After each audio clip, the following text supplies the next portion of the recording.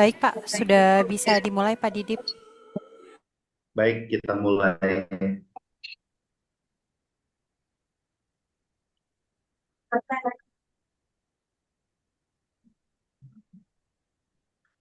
Bismillahirrahmanirrahim. Assalamualaikum warahmatullahi wabarakatuh. Waalaikumsalam Waalaikumsalam warahmatullahi wabarakatuh. wabarakatuh. Selamat sore semuanya. Selamat sore Pak Selamat sore Didi. Pak Didip. Ya, Alhamdulillah.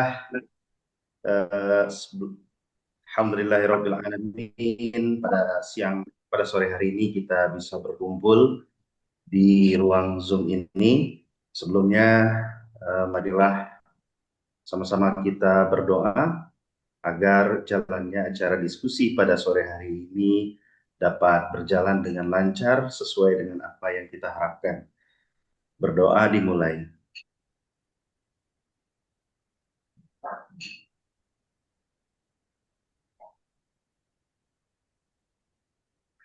Sebelum kita lanjutkan, yang saya hormati di sini ada Profesor Didik J. Rajbini, PhD, selaku Rektor dari Universitas Paramadina. Alhamdulillah juga hadir Wakil Rektor kita, Ibu Profesor Dr. Iin Mayasari, selaku Wakil Rektor Bidang Mutu dan Kerjasama Universitas Paramadina, dan juga hadir beberapa narasumber kita pada hari ini, yaitu Bapak Suroto, SE. Beliau bertugas menjabat sebagai Direktur Cooperative Research Center, Institut Teknologi Keling Kumang. Begitu juga beliau juga menjadi Ketua Asosiasi Kader Sosioekonomi Strategis, Akses, dan Mahasiswa Pasca Sarjana Universitas Paramadina. Disebut pertama, mahasiswa pasca sarjana disebut pertama. Siap, Pak Rektor. Pak Suroto, apakah sudah ada di sini? Sudah, Pak. Ya, Halo. selamat datang Pak Suroto. Terima kasih, Mas. Ya, eh, dan narasumber kedua kita hadir Bapak Dr. Handi Risa Idris, selaku Wakil Rektor Bidang Pengelolaan Sumber Daya Universitas Paramadina. Pak Handi, sudah ada di tempat? Ya, makasih Pak Didip. Ya, Pak Handi. Dan narasumber ketiga kita, Bapak Dr. Muhammad Ihsan, MM, dosen Universitas Paramadina. Pak Handi, dah? Ya, ada Pak. Makasih Pak. Baik, selamat sore Bapak Ibu semuanya. Perkenalkan, nama saya Didip Diandra MBA. Saya adalah dosen di Universitas Paramadina, dosen pada program studi manajemen. Pada sore hari ini saya akan menemani Bapak Ibu semuanya dalam acara diskusi berjudul Koperasi Merah Putih, Menghadapi Realita dan Meretas Solusi. Mari kita kasih tepuk tangan bersama-sama.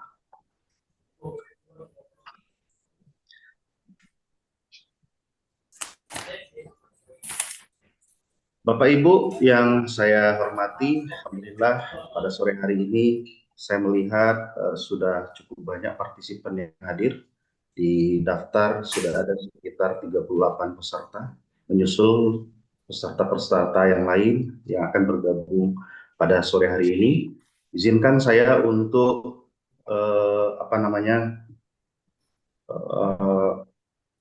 menjelaskan kepada Bapak Ibu terkait dengan susunan acara kita pada sore hari ini.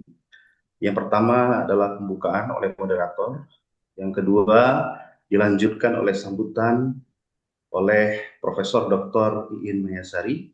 Selanjutnya adalah pemaparan materi oleh Bapak Dr. Handi Risa Idris. Dilanjutkan pemaparan materi oleh Bapak Suroto, SE.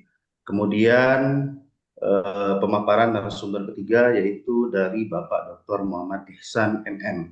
Lalu di akhir sesi nanti kita akan lanjutkan dengan diskusi dan tanya jawab. Mengawali acara hari ini, mari kita sama-sama dengarkan sambutan dari Profesor Dr. Iin Mayasari. Waktu dan tempat kami persilahkan. Terima kasih Pak Didit. Assalamualaikum warahmatullahi wabarakatuh.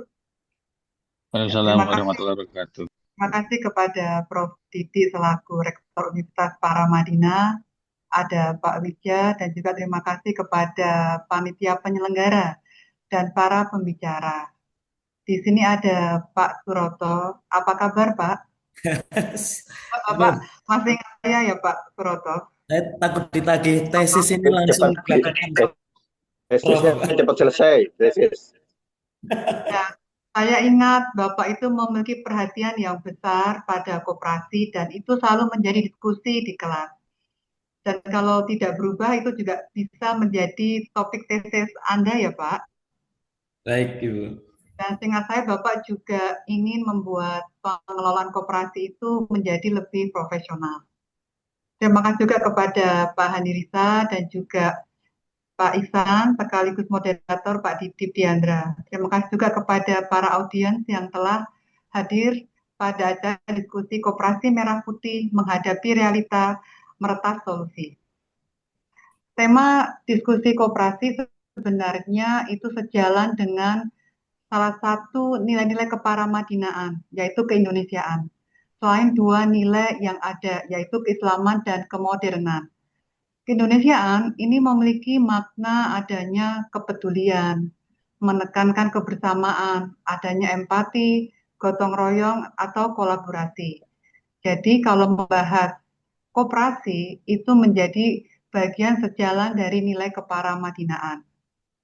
Saya memang tidak tahu banyak tentang koperasi merah putih, tetapi yang saya baca sekilas adalah memang ini adalah program atau inisiatif pemerintah Indonesia yang tujuannya untuk bisa memperkuat ekonomi lokal di tingkat desa dan kelurahan, tentunya untuk melalui pembentukan dan pengembangan koperasi. Inisiatif ini menekankan prinsip gotong royong dan kekeluargaan yang merupakan memang ciri khas koperasi di Indonesia.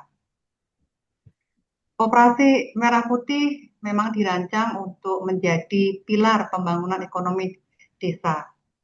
Dengan adanya koperasi, pastinya masyarakat di desa, kelurahan, begitu ya sektor kecil, diharapkan dapat lebih mandiri dalam mengelola potensi ekonomi mereka, sehingga bisa berkontribusi pada ketahanan ekonomi baik tingkat lokal maupun nasional.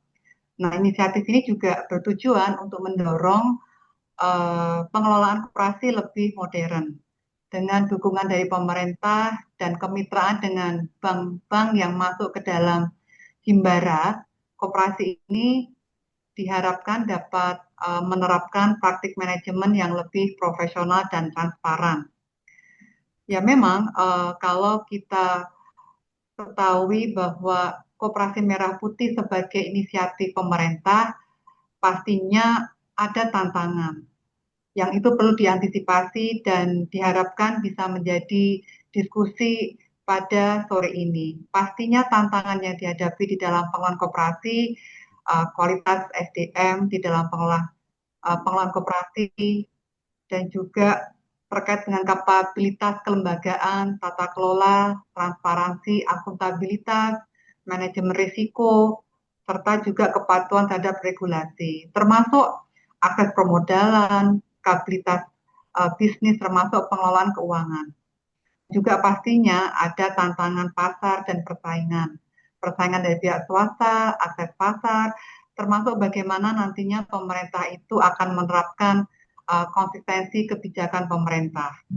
Nah, semoga diskusi sore ini juga bisa menjawab bagaimana mengatasi tantangan tersebut yang membutuhkan ide-ide sebagai bagian dari kolaborasi antara pemerintah, pengelola koperasi, anggota, akademisi, dan juga pemangku kepentingan lainnya.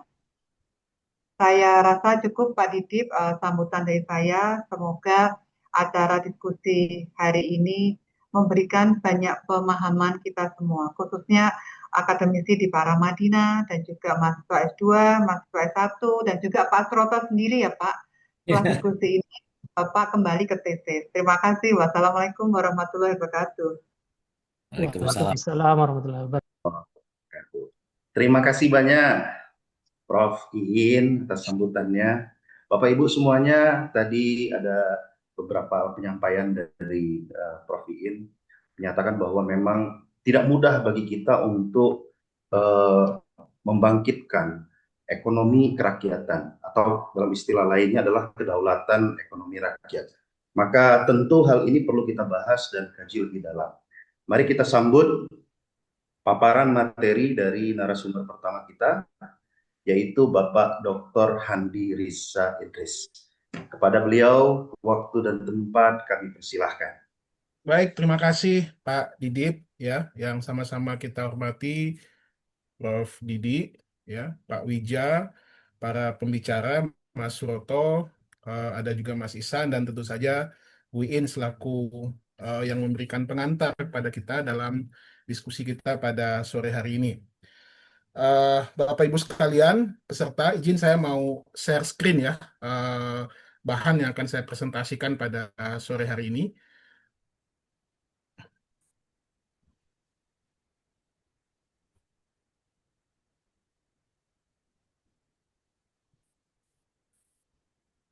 Mudah-mudahan sudah terlihat ya. Jadi teman-teman sekalian ya, Bapak Ibu sekalian, memang ide koperasi Desa Merah Putih yang digagas oleh pemerintahan Bapak Presiden Prabowo ya dalam kabinet Merah Putih yang sedang berjalan ini merupakan satu ide gagasan yang fenomenal ya. Kenapa? Karena pemerintah ya dalam hal ini Presiden menargetkan keberadaan koperasi yang akan terbentuk nantinya itu dengan jumlah yang sangat fantastis ya, itu sekitar 80.000 ya, 80.000 koperasi.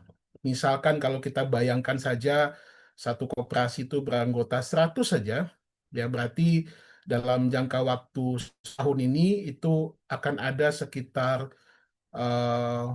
mungkin sekitar 8 juta ya para peserta yang menjadi anggota koperasi. Nah, tentu ini sebuah ide gagasan yang menurut hemat kami satu sisi baik ya, sangat progresif, tetapi di sisi lain tentu juga kita memberikan banyak catatan ya, sehingga ide dan gagasan ini tentu kita berharap bisa dilaksanakan dengan baik, tapi di sisi lain catatan-catatan ini menjadi perhatian untuk diperbaiki di kemudian hari.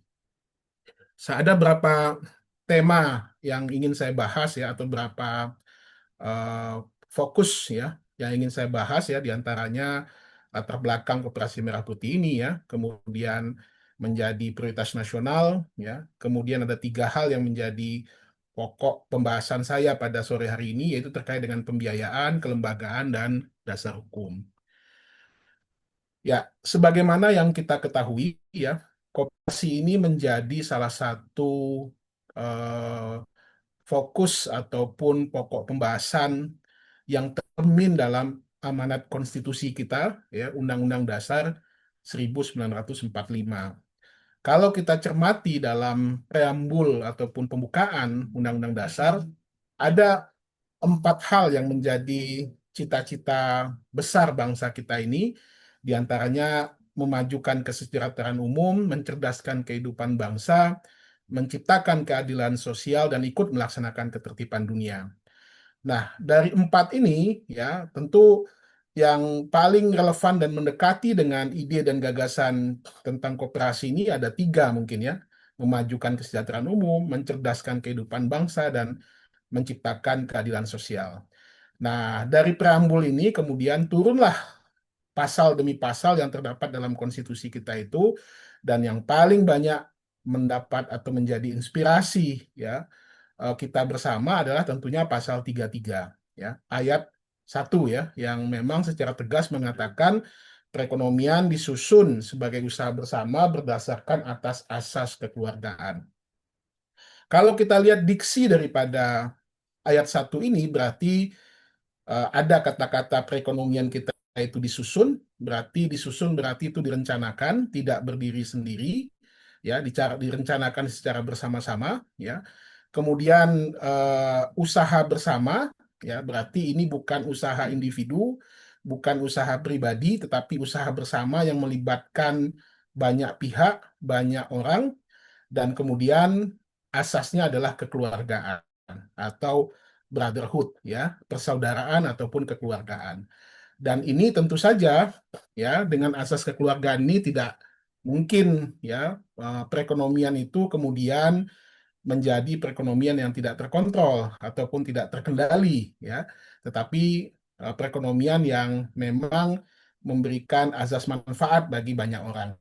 Nah, kalau kita lihat kalimat demi kalimat tadi, ya, atau kata demi kata tadi, atau diksi yang dibangun di ayat 1, jelas ini mengarah kepada apa namanya, koperasi sebagai satu bentuk entitas usaha yang memang itu juga diakui oleh apa namanya, Undang-Undang Dasar sebagai salah satu kelembagaan dalam ekonomi kita selain pemerintah, private sector, dan juga ada koperasi.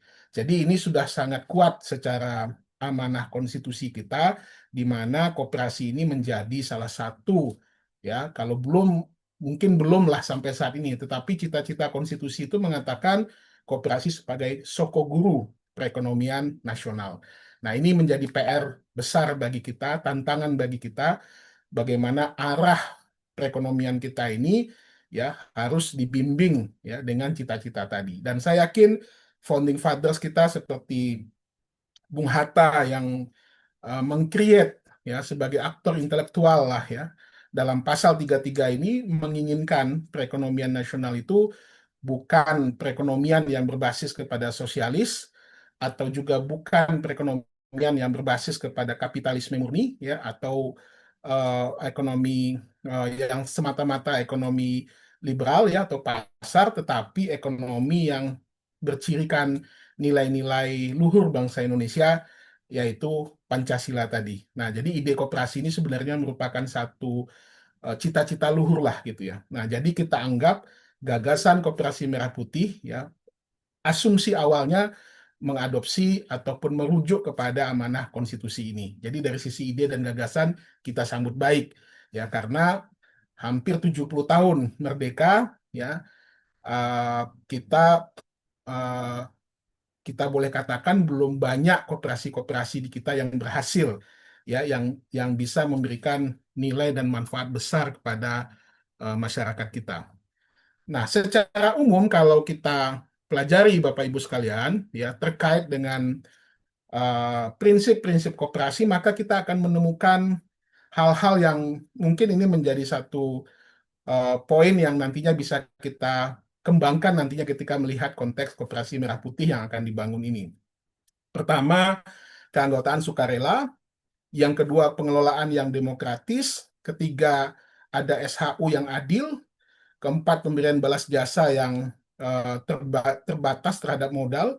Kemudian mandiri, ya. Kemudian ada edukasi terhadap koperasi dan kerjasama antar koperasi. Jadi prinsip dasar ini penting, ya, supaya jangan sampai nanti ketika kita melihat pendirian koperasi tidak dalam konteks ini, berarti ada satu hal lain yang ingin dicapai ataupun yang dituju, ya. Nah, ini yang kita harus ungkap, berani mengatakan, tadi saya katakan ada catatan-catatan. Nah, dari hampir semua koperasi besar yang berbasis yang ada di dunia, semuanya pasti berbasis community base, ya. Artinya ada masyarakat yang memiliki kegiatan aktivitas ekonomi yang kemudian berhimpun, ya, membentuk satu lembaga koperasi yang kemudian mereka di sana apa namanya, mengembangkan secara bersama-sama. Seiring dengan berkembangnya bisnis yang mereka lakukan, lembaga koperasi mereka juga membesar.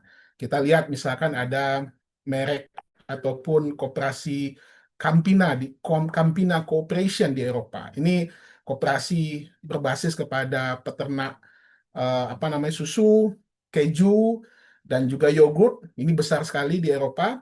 Kemudian ada Indian Farmers Fertilizer Cooperative di India. Ada koperasi pemasaran susu di Gujarat Limited juga di India. Ada koperasi industri pertanian dan pangan di Korea. Nah, di kita ada beberapa yang boleh dikatakan sebagai success story lah, atau bisa kita rujuk sebagai yang cukup berhasil, di antaranya Kospin Jasa Pekalongan, Koperasi Jasa Keuangan Syariah BNT UGT Sidogiri, ya berbasis kepada pondok pesantren di Sidogiri dan koperasi wanita Setia Bakti, ya, dan terakhir adalah koperasi karyawan Astra. Ini yang berbasis kepada perusahaan. Jadi jelas ya, koperasi besar ini adalah koperasi-koperasi yang mandiri, dibentuk ya dengan satu kesadaran penuh untuk membesarkan anggotanya, ya. Kemudian usahanya juga sudah jelas dalam bentuk community base tadi, ya. Ada kerjasama antara anggota dan semuanya berbasis kepada anggota, dari anggota, oleh anggota, dan untuk anggota. Jadi kita di sini bukan tidak melihat ya, tetapi peran pemerintah itu hanya sebagai wasit saja, memberikan fasilitas, memberikan sarana, ya, mengatur regulasinya gitu ya, tapi tidak sampai menginisiasi untuk membangun atau membentuk satu koperasi. Nah, teman-teman sekalian, saya ingin mengkaitkan ya gagasan besar koperasi tadi kita lihat dalam konteks hari ini ya. Pertama tentu kita mau lihat apa sih yang menjadi visi misi presiden kita hari ini ya, yang kemudian kita kenal dengan gagasan Astacita ya, prioritas nasional atau 8 prioritas nasional Astacita. Nah, kalau kita trace ya, kalau kita trace dari poin 1 sampai poin 8 ya, itu ada beberapa hal yang mungkin menjadi dasar ya dari pembentukan koperasi Merah Putih ini, diantaranya membangun dari desa dan dari bawah untuk pemerataan ekonomi dan pemerataan kemiskinan ya. Itu mungkin bisa menjadi salah satu indikator ya bagaimana ide dan gagasan koperasi ini lahir. Kalau kita kerucutkan ke dalam 8 agenda prioritas nasional, ini semakin kelihatan ya. Ada ketahanan pangan, ada ketahanan energi, ada makanan bergizi, ada program pendidikan, ada program kesehatan, ada pembangunan desa, koperasi, dan UMKM. Ada pertahanan semesta, ada akselerasi. Jadi ide Astacita tadi kemudian diturunkan menjadi 8 agenda prioritas nasional tahun 2025. Nah, salah satunya di agenda ke-6 itu ada yang disebut dengan pembangunan desa, koperasi, dan UMKM. Nah, dari sini kemudian ya berdasarkan mungkin arahan ataupun keinginan Bapak Presiden tadi, maka dibuatlah target. Ya, target akan dibuat sebanyak 80.000 koperasi daerah Merah Putih. Ya, 80.000 nih teman-teman sekalian, ini bukan ecek-ecek nih ya, 80.000 jumlahnya ya, sebuah angka yang sangat luar biasa. Kemudian dari angka 80.000 itu, maka ditargetkan ataupun diharapkan ini bisa segera berhasil. Bahkan dalam datanya saya dapat sampai dengan 31 Mei sudah ada 72.000 koperasi yang terbentuk. Nah, koperasi terbentuk nih macam-macam nih. Ada yang merevitalisasi koperasi yang sudah ada yang membangunkan kembali yang sudah mati, ada yang dibangun baru. Ya, nah anggaran koperasi ini nanti bisa kita bahas tersendiri nanti, itu sekitar 3 sampai 4 miliar per koperasi ya. Jadi bayangkan ya, anggaran itu besar sekali. Jadi ini frame yang ingin dibangun oleh pemerintah saat ini ya, dengan keberadaan koperasi ini diharapkan akan bisa mendorong pertumbuhan ekonomi, akan bisa memangkas ketimpangan yang ada di daerah ataupun yang ada di desa, mempercepat pertumbuhan atau mempercepat pembangunan yang ada di desa-desa. Jadi kira-kira begitulah yang menjadi frame dari pemerintah terhadap 8 agenda prioritas nasional ini. Nah, lalu pertanyaan kita, apakah koperasi Merah Putih ini solusi atau beban? Ya, nah, dengan segala macam latar belakang tadi yang kita bahas. Pertama, dari dasar hukumnya saja, ya. Teman-teman harus ketahui, ya, memang kita punya konstitusi Undang-Undang Dasar 1945, ya. Tapi hari ini, nanti Mas Suroto bisa panjang bercerita itu, hari ini landasan hukum koperasi kita itu masih menggunakan Undang-Undang tahun 1992 atau sudah 33 tahun, ya, yang menjadi dasar hukum. Jadi undang-undang ya koperasi ya, undang-undang tahun 25 kalau nggak salah ya, tahun 25 ya, nomor 25 tahun 92. Ya, ini sudah terlalu lama teman-teman sekalian. Bahkan mungkin ya kalau kita komparasikan dengan undang-undang yang lain ini sudah terlalu tua lah ya, sudah terlalu lama ya. Bahkan mungkin banyak yang sudah tidak relevan dengan kondisi kekinian ya. Nah, pernah ada lahir Undang-Undang Koperasi nomor 17 tahun 2012, tapi itu kemudian dibatalkan oleh MK ya dengan berbagai macam alasan lah gitu ya, dibatalkan oleh MK sehingga kita kembali lagi kepada Undang-Undang eh, apa namanya nomor 25 tahun 92 ya. Nah, dari undang-undang tersebut maka kemudian ya pemerintah membuat eh, apa namanya impres lah gitu ya, impres yang menjadi dasar lahirnya Koperasi Merah Putih ini. Jadi secara konstitusi ya kalau menurut hemat kami ini tidak cukup kuat ya. Ya walaupun memang didasarkan kepada undang-undang koperasi tapi undang-undang koperasi yang sudah sangat lama sekali ya, yang sudah sangat tua sekali gitu. Jadi artinya kenapa pemerintah tidak concern, tidak fokus terlebih dahulu untuk menyelesaikan persoalan undang-undang regulasi koperasi di Indonesia ini. Jadi kalau basisnya hanya kepada impres atau perpres, rasanya ini akan kurang kuat lah gitu ya untuk membentuk satu lembaga besar dengan jumlah yang sangat masif dan nantinya akan mengelola dana yang sangat besar sekali. Nah, ini menjadi catatan bagi kita yang pertama. Yang kedua dari sumber pendanaan. Ya, kalau kita breakdown Impres nomor 9 tahun 2025, maka kita akan dapatkan beberapa sumber pendanaan Koperasi Merah Putih. Ya, yang pertama itu dari dana desa, ya, terutama dari BUMDes atau APBdes. Ya, yang ada saja mungkin nggak cukup, ya. Ditambah lagi dengan koperasi, berarti ini akan dibagi dua, ya, atau sebagian akan teralokasi untuk Koperasi Merah Putih ini. Yang kedua, APBN. Ya, APBN tentu ya yang akan terkait itu tentu transfer ke daerah, ya, transfer ke daerah atau dana desa.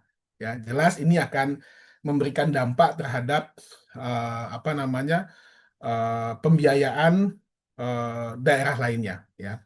Yang ketiga tentu saja APBD. Kita tahu APBD daerah kita hari ini sebagian besar masih tergantung kepada pemerintah pusat, ya. Bahkan mungkin ya 70, 60 sampai 70% masih disuplai oleh pemerintah pusat. Jadi PAD daerah itu kecil sekali Bapak Ibu sekalian. PAD itu mungkin cuma sekitar 30 sampai 40%, itu juga daerah yang sudah apa namanya punya resources yang besar ya, rata-rata 20-30%. Jadi ini sangat apa namanya sangat rentan sekali lah ya mengandalkan pendanaan dari APBD. Dan yang keempat adalah sumber lain yang sah dan tidak mengikat ya sesuai peraturan perundang-undangan. Nah, ini yang menarik nih. Jadi di antara apa namanya sumber pendanaan lainnya itu berasal dari bank milik negara atau Himbara ya. Jadi BUMN besar nih ya, BRI yang mengucurkan KUR setiap tahunnya, Mandiri, kemudian BNI, BTN, dan seterusnya. Nah, kita mesti ingat ya, bank-bank Himbara yang merupakan juga bank BUMN pada hari ini itu sudah dikelola sepenuhnya oleh Danantara, ya, dikelola sepenuhnya oleh Danantara. Kita tahu Danantara ini adalah super holding yang dibentuk oleh pemerintah dengan harapan akan menjadi sovereign wealth fund, ya, pengelola dana negara. Ya, ini membutuhkan integritas yang sangat tinggi sekali, ya. Kenapa? Karena dia harus membangun kepercayaan investor, ya, akan membangun kepercayaan investor supaya mendapatkan trust lah ya dari dunia internasional atau dari investor internasional. Nah, kalau ini ditanggung oleh Himbara, bisa kita bayangkan proyek yang ya mungkin apa namanya yang bersifat mercusuar ini ya, yang bersifat masif ini ya punya tingkat resistensi yang sangat tinggi sekali ya. Bahkan mungkin juga punya aspek politis ya, ya ini ya kalau kita mau kaitkan sedikit ya, yang sangat tinggi sekali dengan keberadaan pemerintahan kita hari ini. Padahal di sisi lain kita ingin membangun kepercayaan melalui Danantara. Nah, kenapa ini signifikan? Karena juga keberadaan Danantara ini akan membiayai tadi 80.000 ini, ya. Dana APBN itu sepengetahuan saya hanya sebagai penjamin saja, ya. Tapi dana masing-masing koperasi 3-4 miliar ini akan diberikan oleh Danantara, bahkan sebagian lewat KUR, ya, kredit usaha rakyat tadi, ya. Nah, ini tentu memiliki tingkat resistensi dan risiko yang tidak ringan gitu ya. Nah, sehingga ini akan memberikan dampak yang eh, signifikan lah gitu. Nah, jadi hal-hal seperti ini tentu menjadi satu catatan lah bagi kita ya terhadap pendanaan koperasi Merah Putih ini. Ya, tadi saya katakan kalau satu koperasi didanai 4 miliar saja, berarti 80.000 kita butuh uang sekitar 320 triliun. Ya, besar sekali ya dananya. Dan berapa yang akan ditanggung oleh Himbara tadi atau bank-bank BUMN tadi. Nah, ini tentu akan berpengaruh terhadap tingkat kepercayaan investor terhadap Danantara. Nah, ini menjadi catatan tersendiri bagi kita. Nah, yang ketiga, aspek kelembagaan. Ya, teman-teman sekalian, pada hari ini itu sudah ada lembaga-lembaga yang disusun berdasarkan undang-undang yang memang itu digunakan untuk mempercepat pembangunan daerah atau desa. Ya, tadi saya katakan ada BUMDes, ya, BUMN desa yang memang itu dibiayai lewat dana desa, dan hari ini mereka sudah mulai berkembang, ya, sebagai tulang punggung, ya, backbone dari pembangunan desa, ya, dan keberadaan mereka full disuplai oleh dana desa, ya. Nah, ini sudah berkembang. Yang kedua, mungkin juga koperasi-koperasi yang juga ada yang masih ada di desa, ya, yang notabene ini sudah menjadi bagian yang tidak terpisahkan dari dari pemerintahan desa. Nah, kalau seandainya lahirnya atau hadirnya Koperasi Merah Putih ini hanya akan, ya kan, mereduksi peran-peran yang tadinya sudah yang sudah ada, ya, atau bahkan men-take over ya bisnis yang sudah dikelola selama ini dengan baik oleh BUMDes. Nah, tentu ini akan menjadi kendala ataupun kontraproduktif bagi lembaga tadi, ya. Kita tahu ya untuk beberapa hal ya terkait dengan pupuk, terkait dengan benih ya, ataupun hal-hal lainnya yang selama ini itu sudah terkelola oleh lembaga yang ada di BUMDes. Nah, hadirnya koperasi desa ini tentu menjadi satu catatan tersendiri. Ataupun koperasi Merah Putih yang keberadaannya itu tidak di desa, bisa saja di perkotaan. Ini juga ada, tidak hanya di desa ya, ada di kelurahan juga ada setahu saya ya. Nah, tentu juga mereka akan berpikir ya ketika dana dikucurkan, mereka sudah harus putar otak untuk bagaimana memutar dana itu sehingga nanti pengembalian dana itu bisa berjalan dengan baik. Nah, ini catatan yang menurut kami juga penting untuk kita sampaikan. Selanjutnya, kita juga mesti belajar dari keberadaan program pemerintah dulu. Ya, zamannya Orde Baru ada yang disebut dengan koperasi unit desa. Ya, nah ini koperasi yang memang didrive oleh kepentingan pemerintah pusat. Ya, kita tahu sendirilah ya, keberadaan KUD ini banyak bermasalah dan kemudian banyak yang berguguran ya dengan jumlah alokasi dana yang tidak sedikit ya. Nah, ini harusnya ini menjadi salah satu benchmark bahwasanya pengelolaan koperasi yang lebih banyak didrive oleh pemerintah pusat atau diinisiasi oleh pemerintah pusat ini ya tidak banyak bisa bertahan ya di tingkat desa. Dan yang ketiga adalah ini menciderai semangat otonomi daerah ya yang selama ini menjadi semangat dari Undang-Undang 3334 ya, Undang-Undang Otonomi Daerah kita yang memberikan ruang lebih besar kepada pemerintah daerah untuk bisa lebih mandiri. Nah, ini dengan program transfer ke daerah dengan menu-menu yang banyak sekali itu sudah sangat menyusahkan daerah gitu. Ya, kenapa? Karena tidak semua daerah punya kemampuan yang sama untuk mengelola dana tersebut. Ditambah lagi hari ini mereka berkewajiban untuk membuat satu koperasi yang itu jelas-jelas akan memberikan beban bagi mereka. Nah, oleh sebab itu kami mengusulkan, ya, Pak Handi, idenya tadi bagus, Pak, gagasannya bagus. Baik, Pak Didip, 1 menit lagi. Tetapi kalau seandainya ini dibuat atau dilaksanakan secara apa namanya nih, secara masif, ya, eh, tidak terkontrol, hanya mencapai menginginkan target-target tertentu saja, tentu ini beresiko. Nah, oleh sebab itu, pemerintah bisa melakukan piloting. Ya, katakanlah mungkin tahun pertama 1.000 sampai 5.000 koperasi terlebih dahulu yang dijalankan, ya, kemudian dievaluasi kalau seandainya ini berhasil. Nah, ini bisa dicontoh oleh daerah lain, tapi kalau seandainya gagal, tentu akan diperbaiki di kemudian hari. Jadi artinya dengan gradual bertahap ini mungkin akan jauh lebih lebih solid dan lebih kuat infrastruktur dan fundamental yang ingin kita bangun.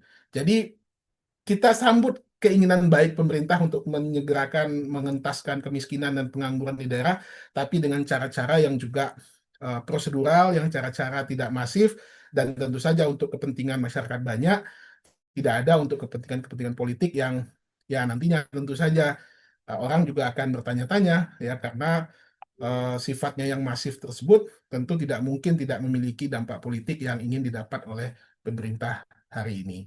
Jadi ini bagian kritik ini merupakan bentuk perhatian dan kepedulian kita, bukan bentuk kebencian kita, ya, tapi untuk kepedulian kita, perhatian kita kepada pemerintah supaya ini bisa lebih baik depannya. Sayang anggaran 300 sampai 400 triliun tapi kemudian menguap begitu saja, ya, itu kan sangat disayangkan. Nah, kalau seandainya ini berhasil, tentu keberhasilan kita semua, ya, yang dikelola oleh pemerintahan kita pada hari ini.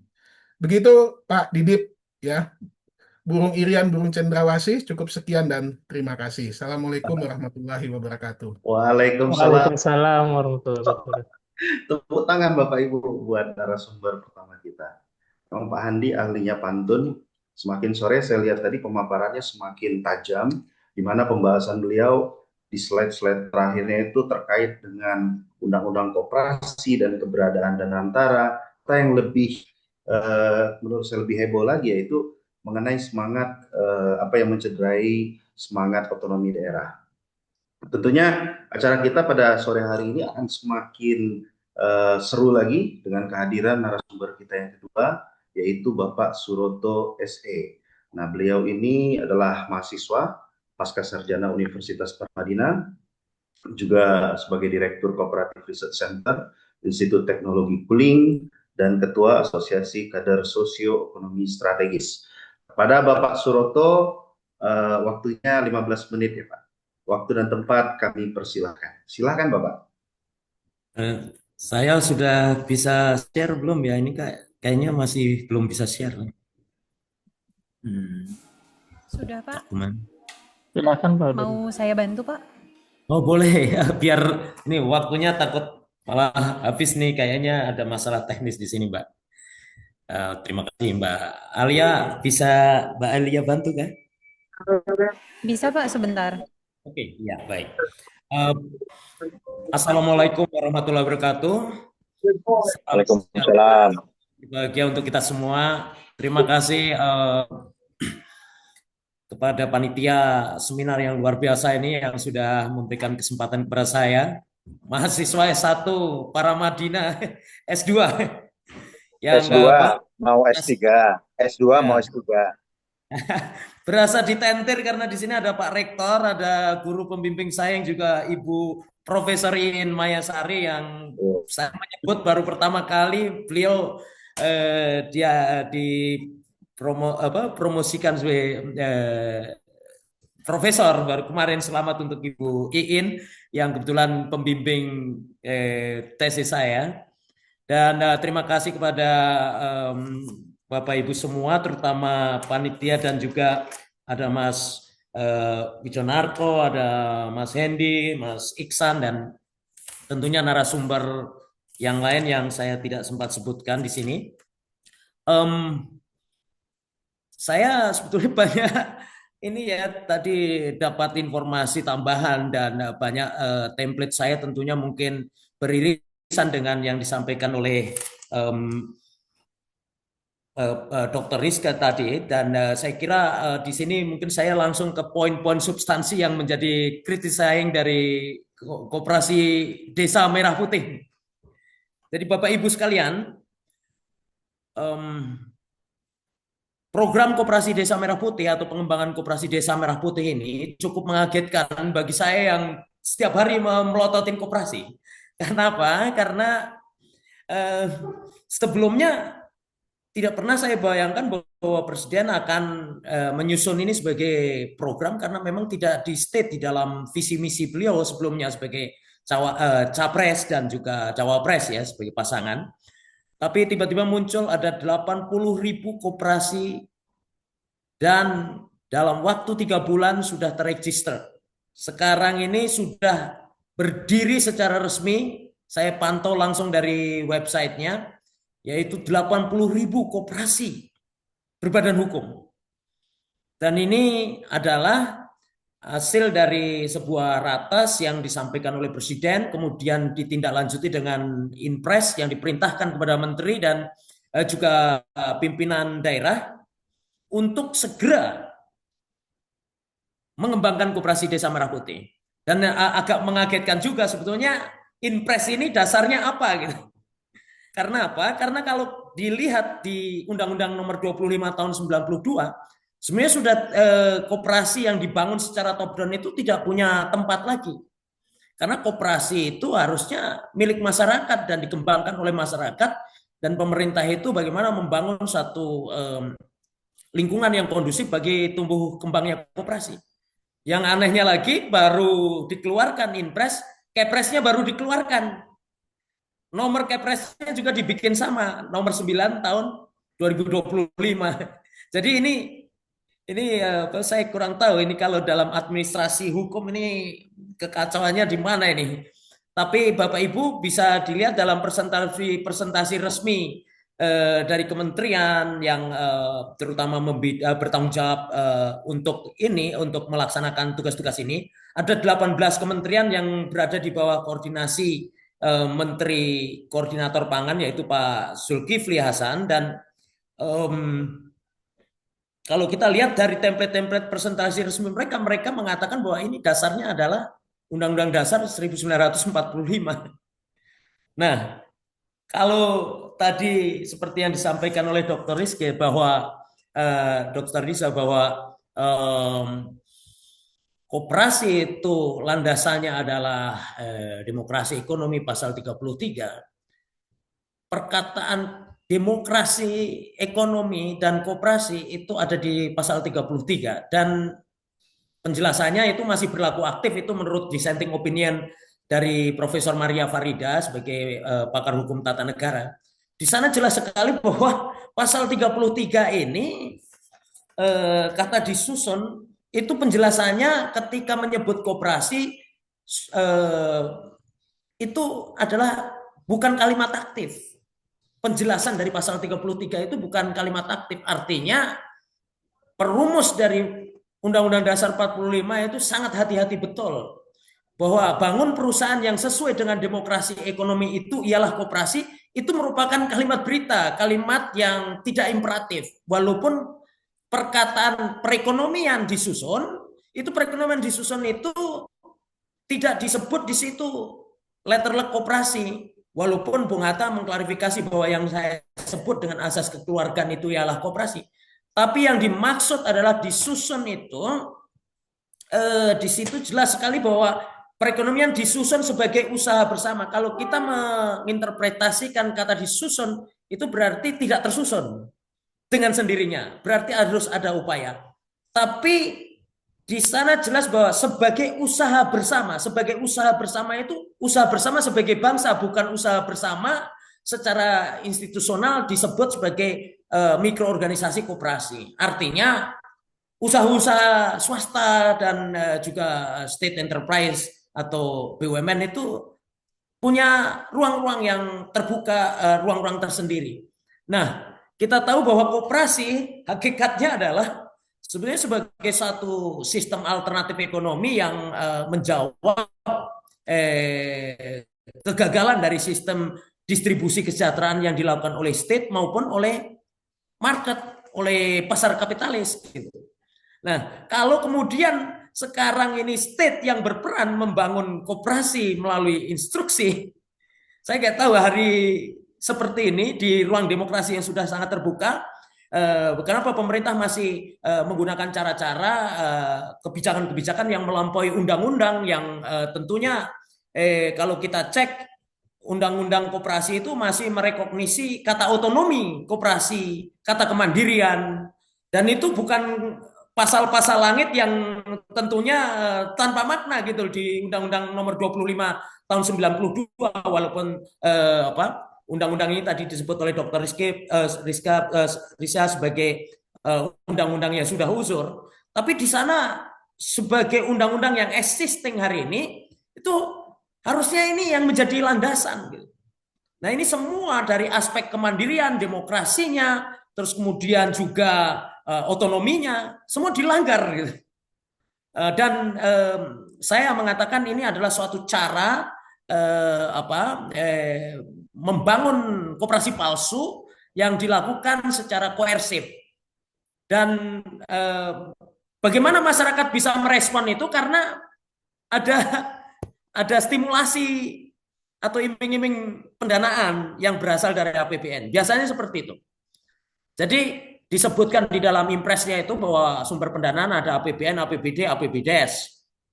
Dan kemudian disebut secara letterlet juga kredit program dari Bank BUMN atau Himbara yang mana akan menggunakan skema channeling maupun executing. Kalau skema channeling itu berarti uangnya pemerintah dilewatkan bank. Kalau executing berarti sebenarnya outstanding dari bank yang disubsidi. Seperti halnya KUR.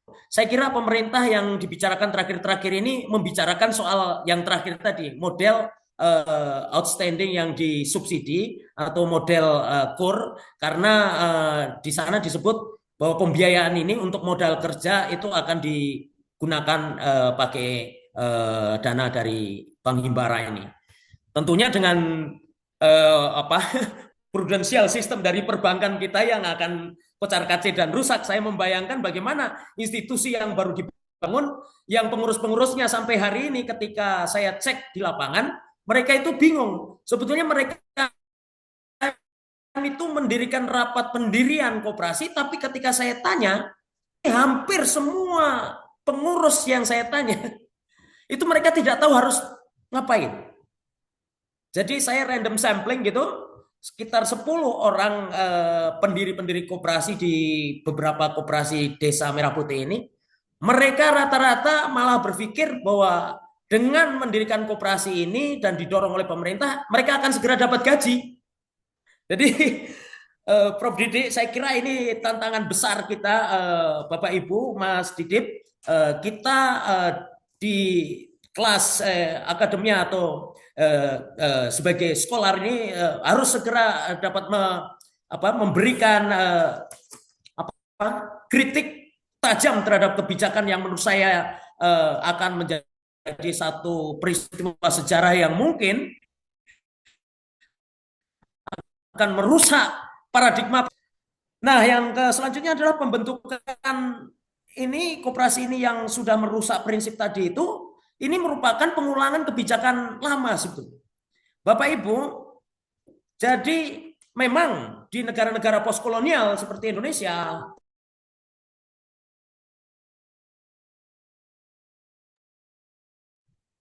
Pak Suroto, halo.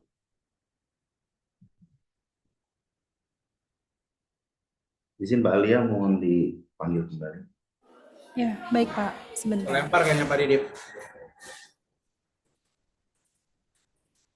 Kita tunggu sebentar ya Bapak Ibu.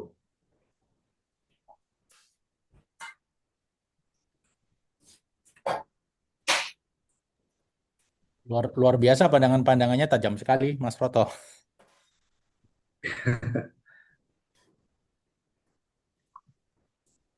Mungkin karena tajam langsung kelempar Pak Wija.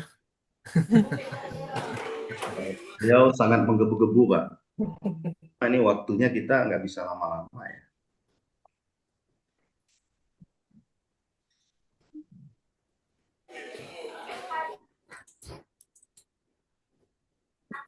Kenapa terlempar ya? Iya Pak, belum bisa masuk lagi, saya sudah hubungi. Langsung diputus koneksinya. Lanjutkan aja dulu nggak apa. Ya izin Prof, bagaimana? Langsung Mas Ihsan aja dulu. Mas Ihsan, Ya, baik. lanjutkan dulu nanti menyelip lagi. Ya, baik. Kalau begitu, Bapak Ibu semuanya, karena narasumber kedua kita terlempar nampaknya, ada sedikit kendala dengan koneksi jaringannya. Kita lanjutkan saja ke pemaparan materi dari narasumber ketiga kita, yaitu... Boleh saya lanjutkan sebentar? Boleh Pak. Kamu lagi Pak. Sudah Mas. Iya.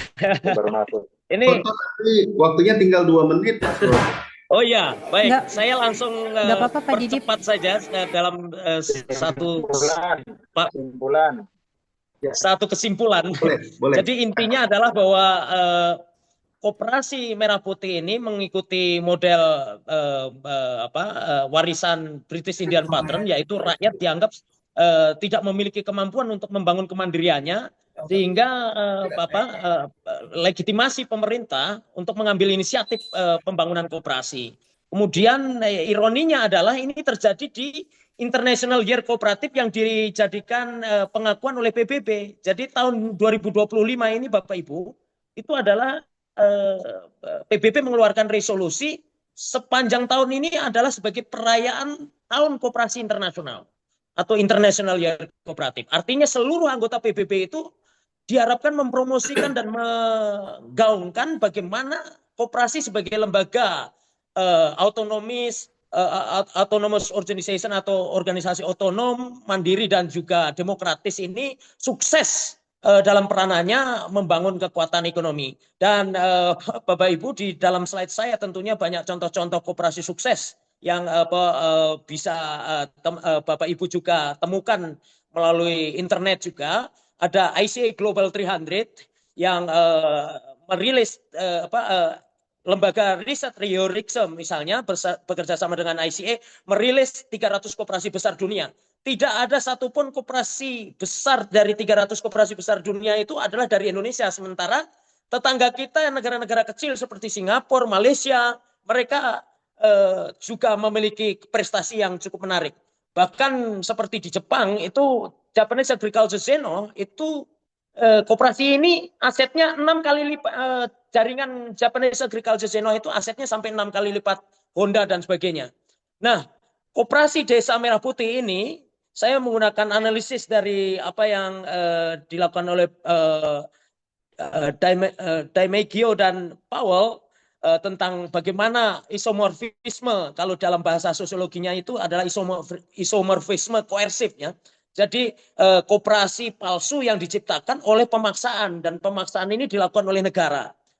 Bukan meniru menjadi korporat kapitalis, tapi ini adalah memang sengaja dipaksa sehingga koperasi kuasi atau koperasi palsu ini yang muncul. Ini sebetulnya juga pengulangan dari kebijakan-kebijakan dari sejak zaman kolonial, terus kemudian Orde Baru, bahkan ketika awal reformasi juga sebetulnya ada kredit usaha tani yang menstimulasi berdirinya 48.000 koperasi.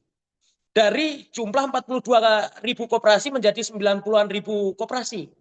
Artinya bahwa ini adalah proses recycling, daur ulang ya, dari kebijakan lama yang tentunya motifnya kita tahu adalah lebih banyak kepada intensi elit penguasa atau pemilik kebijakan ini. Dalam konteks ini adalah ada kepentingan politik praktis dan juga kickback ekonomi. Artinya saya menyebutnya secara kasar, sebetulnya mereka ini sedang memainkan peran sebagai makelar dari proyek yang biasanya juga terjadi dalam proyek-proyek APBN kita, di mana banyak mengalami defisit. Jadi mungkin langsung lompat ke kesimpulan saja, Mbak. Jadi kita tahu bahwa ada tantangan besar bahwa koperasi Desa Merah Putih yang dibentuk secara top down ini, saya mengusulkan ini harus dilakukan upaya untuk melakukan deofisialisasi. Kalau ada upaya ofisialisasi, maka tugas kita sebagai scholar tentunya menawarkan konsep deofisialisasi. Karena bagaimanapun hakikat dari koperasi itu dia berkembang sebagai self-regulated organization, itu adalah organisasi otonom yang kemudian dikelola secara demokratis dan juga mandiri. Itulah kekuatan besar dari koperasi dari sejak lahir atau kelahiran dari gerakan koperasi yang kita lihat banyak berkembang di negara maju. Dan bahkan di Amerika itu dari 300 koperasi besar ada 77. Dan mereka sudah bergerak di sektor sampai listrik gitu ya. National Rural Electricity Cooperative Association itu dimiliki oleh pelanggannya, bukan state enterprise seperti kita. Terus kemudian ada juga misalnya di Amerika itu rumah sakit terbaik di kota Washington itu juga koperasi Globe Health Cooperative gitu. Jadi koperasi yang seharusnya berkembang di multisektor, di industri ekonomi atau bisnis-bisnis strategis ini akhirnya tidak berkembang di Indonesia karena peran perilaku pemerintah selalu berperan sebagai creator dan sekaligus destroyer. Demikian mungkin sebagai pengantar untuk diskusi. Mohon maaf kalau saya harus menyita waktu Anda lebih banyak karena ada kesalahan teknis. Terima kasih Mas Didi. Ya, Mas Didi. ya baik Pak Suroto, terima kasih banyak Pak Suroto. Seru sekali Pak Suroto, ini tambah sore, ini tambah panas ya. Artinya memang pandangan Pak Suroto kalau saya lihat sendiri dari apa yang Bapak sampaikan ini sangat tajam dan sangat mendalam sekali. Bapak Ibu, nanti kita akan buka sesi tanya jawab di sesi terakhir setelah narasumber ketiga. Kita lanjutkan kepada narasumber ketiga kita, yaitu pemaparan materi dari Bapak Dr. Muhammad Ihsan MM. Kepada beliau, waktu dan tempat 15 menit ya Pak, kami persilahkan. Makasih Pak Didip. Pertama-tama, Assalamualaikum warahmatullahi wabarakatuh. Selamat sore, salam sejahtera untuk kita semua. Makasih undangannya Pak Rektor, Pak Didik, Bu Iin, Bu Warek, Pak Handi, dan juga saya juga menyapa di sini Pak Wija dan Kang Suroto ya. Saya tadi banyak dapat insight dari Pak Handi dan Kang Suroto. Izinkan saya untuk memaparkan langsung saja ke beberapa fokus ya. Jadi judul diskusi kita sore ini adalah Koperasi Merah Putih ya. Koperasi Merah Putih. Koperasi Merah Putih menghadapi realita dan meretas solusi. Menurut saya ada 3 masalah terpenting dari koperasi desa. Tadi beberapa pembicara sebelumnya sudah menyebutkan ya, yang paling dirasa sangat krusial adalah pembentukan dari atas atau top down ini yang berkebalikan dengan success story dari koperasi-koperasi dunia yang lebih bottom up dan juga otonom. Tapi saya ingin menambahkan juga 2 hal lagi yang krusial, yaitu menurut saya adalah timing ya, timing peluncuran program dan juga masalah problem scaling ya, ingin cepat untuk membesar dan juga memberikan profit ya. Jadi sebagaimana kita tahu, menurut Undang-Undang 25 tahun 1992 ini belum pernah dirubah lagi ya undang-undangnya. Sudah pernah ya Pak Handi ya, tapi kemudian dibatalkan oleh MK. Koperasi adalah badan usaha yang beranggotakan seorang atau badan hukum koperasi dengan melandaskan kegiatannya pada prinsip koperasi sekaligus gerakan ekonomi rakyat berdasarkan atas kekeluargaan. Jadi di sini ada sisi bottom up ya, jadi gerakan ekonomi rakyat. Sementara dalam Impres nomor 9 tahun 2025 ini kita lebih melihat ini sebagai satu instruksi ya, percepatan maupun optimalisasi ya. Jadi sifatnya top down berkebalikan dengan nature daripada koperasi itu sendiri yang lebih bottom up. Jadi kalau top down itu bayangannya adalah dia tidak otonom terhadap atau tidak mandiri terhadap kekuatan di luar anggota koperasi, di luar koperasi itu sendiri. Dalam hal ini bisa negara, bisa pemerintah gitu. Tapi di sini berkebalikan dengan nature, termasuk juga koperasi-koperasi yang sudah sukses ya, baik di Indonesia maupun di luar negeri. Kemudian masalah yang kedua yang saya lihat ada launching program ya, atau timingnya ya. Kita lihat di sini dari sisi indikator seperti PDB, inflasi, suku bunga, nilai tukar, semua kita berada dalam kondisi yang cenderung melemah dan juga penuh ketidakpastian ya. Apa maknanya dari indikator makro ekonomi ini? Karena dia koperasi ini akan bekerja dalam kegiatan perekonomian, dia tentu tidak akan bisa memberikan hasil yang maksimal ya, apalagi keuntungan di tahun seperti keuntungan tahun pertama atau tahun kedua setelah launching program koperasi merah putih ya, tentunya dengan kondisi yang ada. Kemudian yang ketiga saya juga melihat dari sisi targetnya juga sangat ambisius ya, baik dari sisi jumlah maupun keuntungan. Di sini saya catat kalau dari sisi jumlah koperasi aktif ya, dari tahun 2024 itu ada 51.000. Dengan koperasi program ini ada tambahan koperasi baru ya dari target 80.000. Jadi targetnya sangat ambisius. Kemudian proporsi desa dengan koperasi di tahun 2024 hanya ada 61% ya. Sekarang sudah mendekati 100% dengan program ini. Kemudian pertumbuhan koperasi inklusi, pertambahannya untuk inklusi hanya 247 unit, tapi sekarang tershifting ke pembentukan kelembagaan koperasi desa Merah Putih. Kemudian dari sisi legalitas, mayoritas belum berbadan hukum, sekarang sudah berbadan hukum per Juni ya, walaupun harus disinggi satu persatu. Kemudian pendanaannya adalah bervariasi dan terbatas, tapi dengan skema 3-5 miliar setiap koperasi, serta dari dana desa dan himbara. Tantangannya adalah penurunan jumlah koperasi simpan pinjam dan KUD, sementara untuk tahun 2025 ini tentu ada masalah isu tata kelola, risk management, dan juga pengawasan kelembagaan. Dari sini kita melihat bahwa targetnya ini sangat ambisius ya, dari sisi jumlah dan juga dari keuntungan yang ingin kita peroleh. Kalau seperti saya tadi balik ke yang kedua soal masalah timing, kita melihat bahwa kondisi perekonomian yang tidak menentu dan cenderung melemah ini tentu akan berdampak kepada daya beli dan juga kemampuan usaha yang menopang dari koperasi itu sendiri tentu tidak bisa semulus yang diharapkan. Jadi dari 3 masalah ini, masalah yang terkait dengan pembentukan, timing, dan juga scaling up, saya mengusulkan 3 saran ya. Yang pertama, solusi ya, jangka pendek maupun jangka panjang. Kita perlu mengembalikan koperasi ini pada semangat gerakan dari bawah atau bottom up ya, karena dari pengalaman case success story maupun yang di negara-negara lain maupun di Indonesia, bottom up ini rasanya yang lebih proper ya dengan koperasi, karena juga sesuai dengan asas tadi Pak Handi mengusulkan menyebutkan 8 prinsip koperasi itu ya.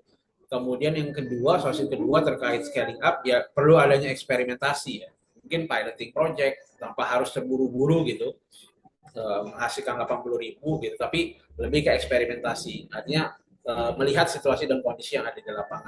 Yang terakhir, menurut saya lebih baik terlambat daripada rugi, karena ini menyangkut keuangan negara ya. Kita nggak ingin terulang seperti cerita dana desa ya, banyak masalah penyimpangan gitu. Lebih baik better rate than loss menurut saya. Jadi ini terkait juga dengan yang eksperimentasi yang kedua itu ya, Jadi eksperimentasi ini yang perlu dimaknai dengan pilot project, melihat situasi dan kondisi sambil mencatat ya. Ini mungkin Pak Didip juga peluang buat kampus ya untuk melakukan pengmas ya.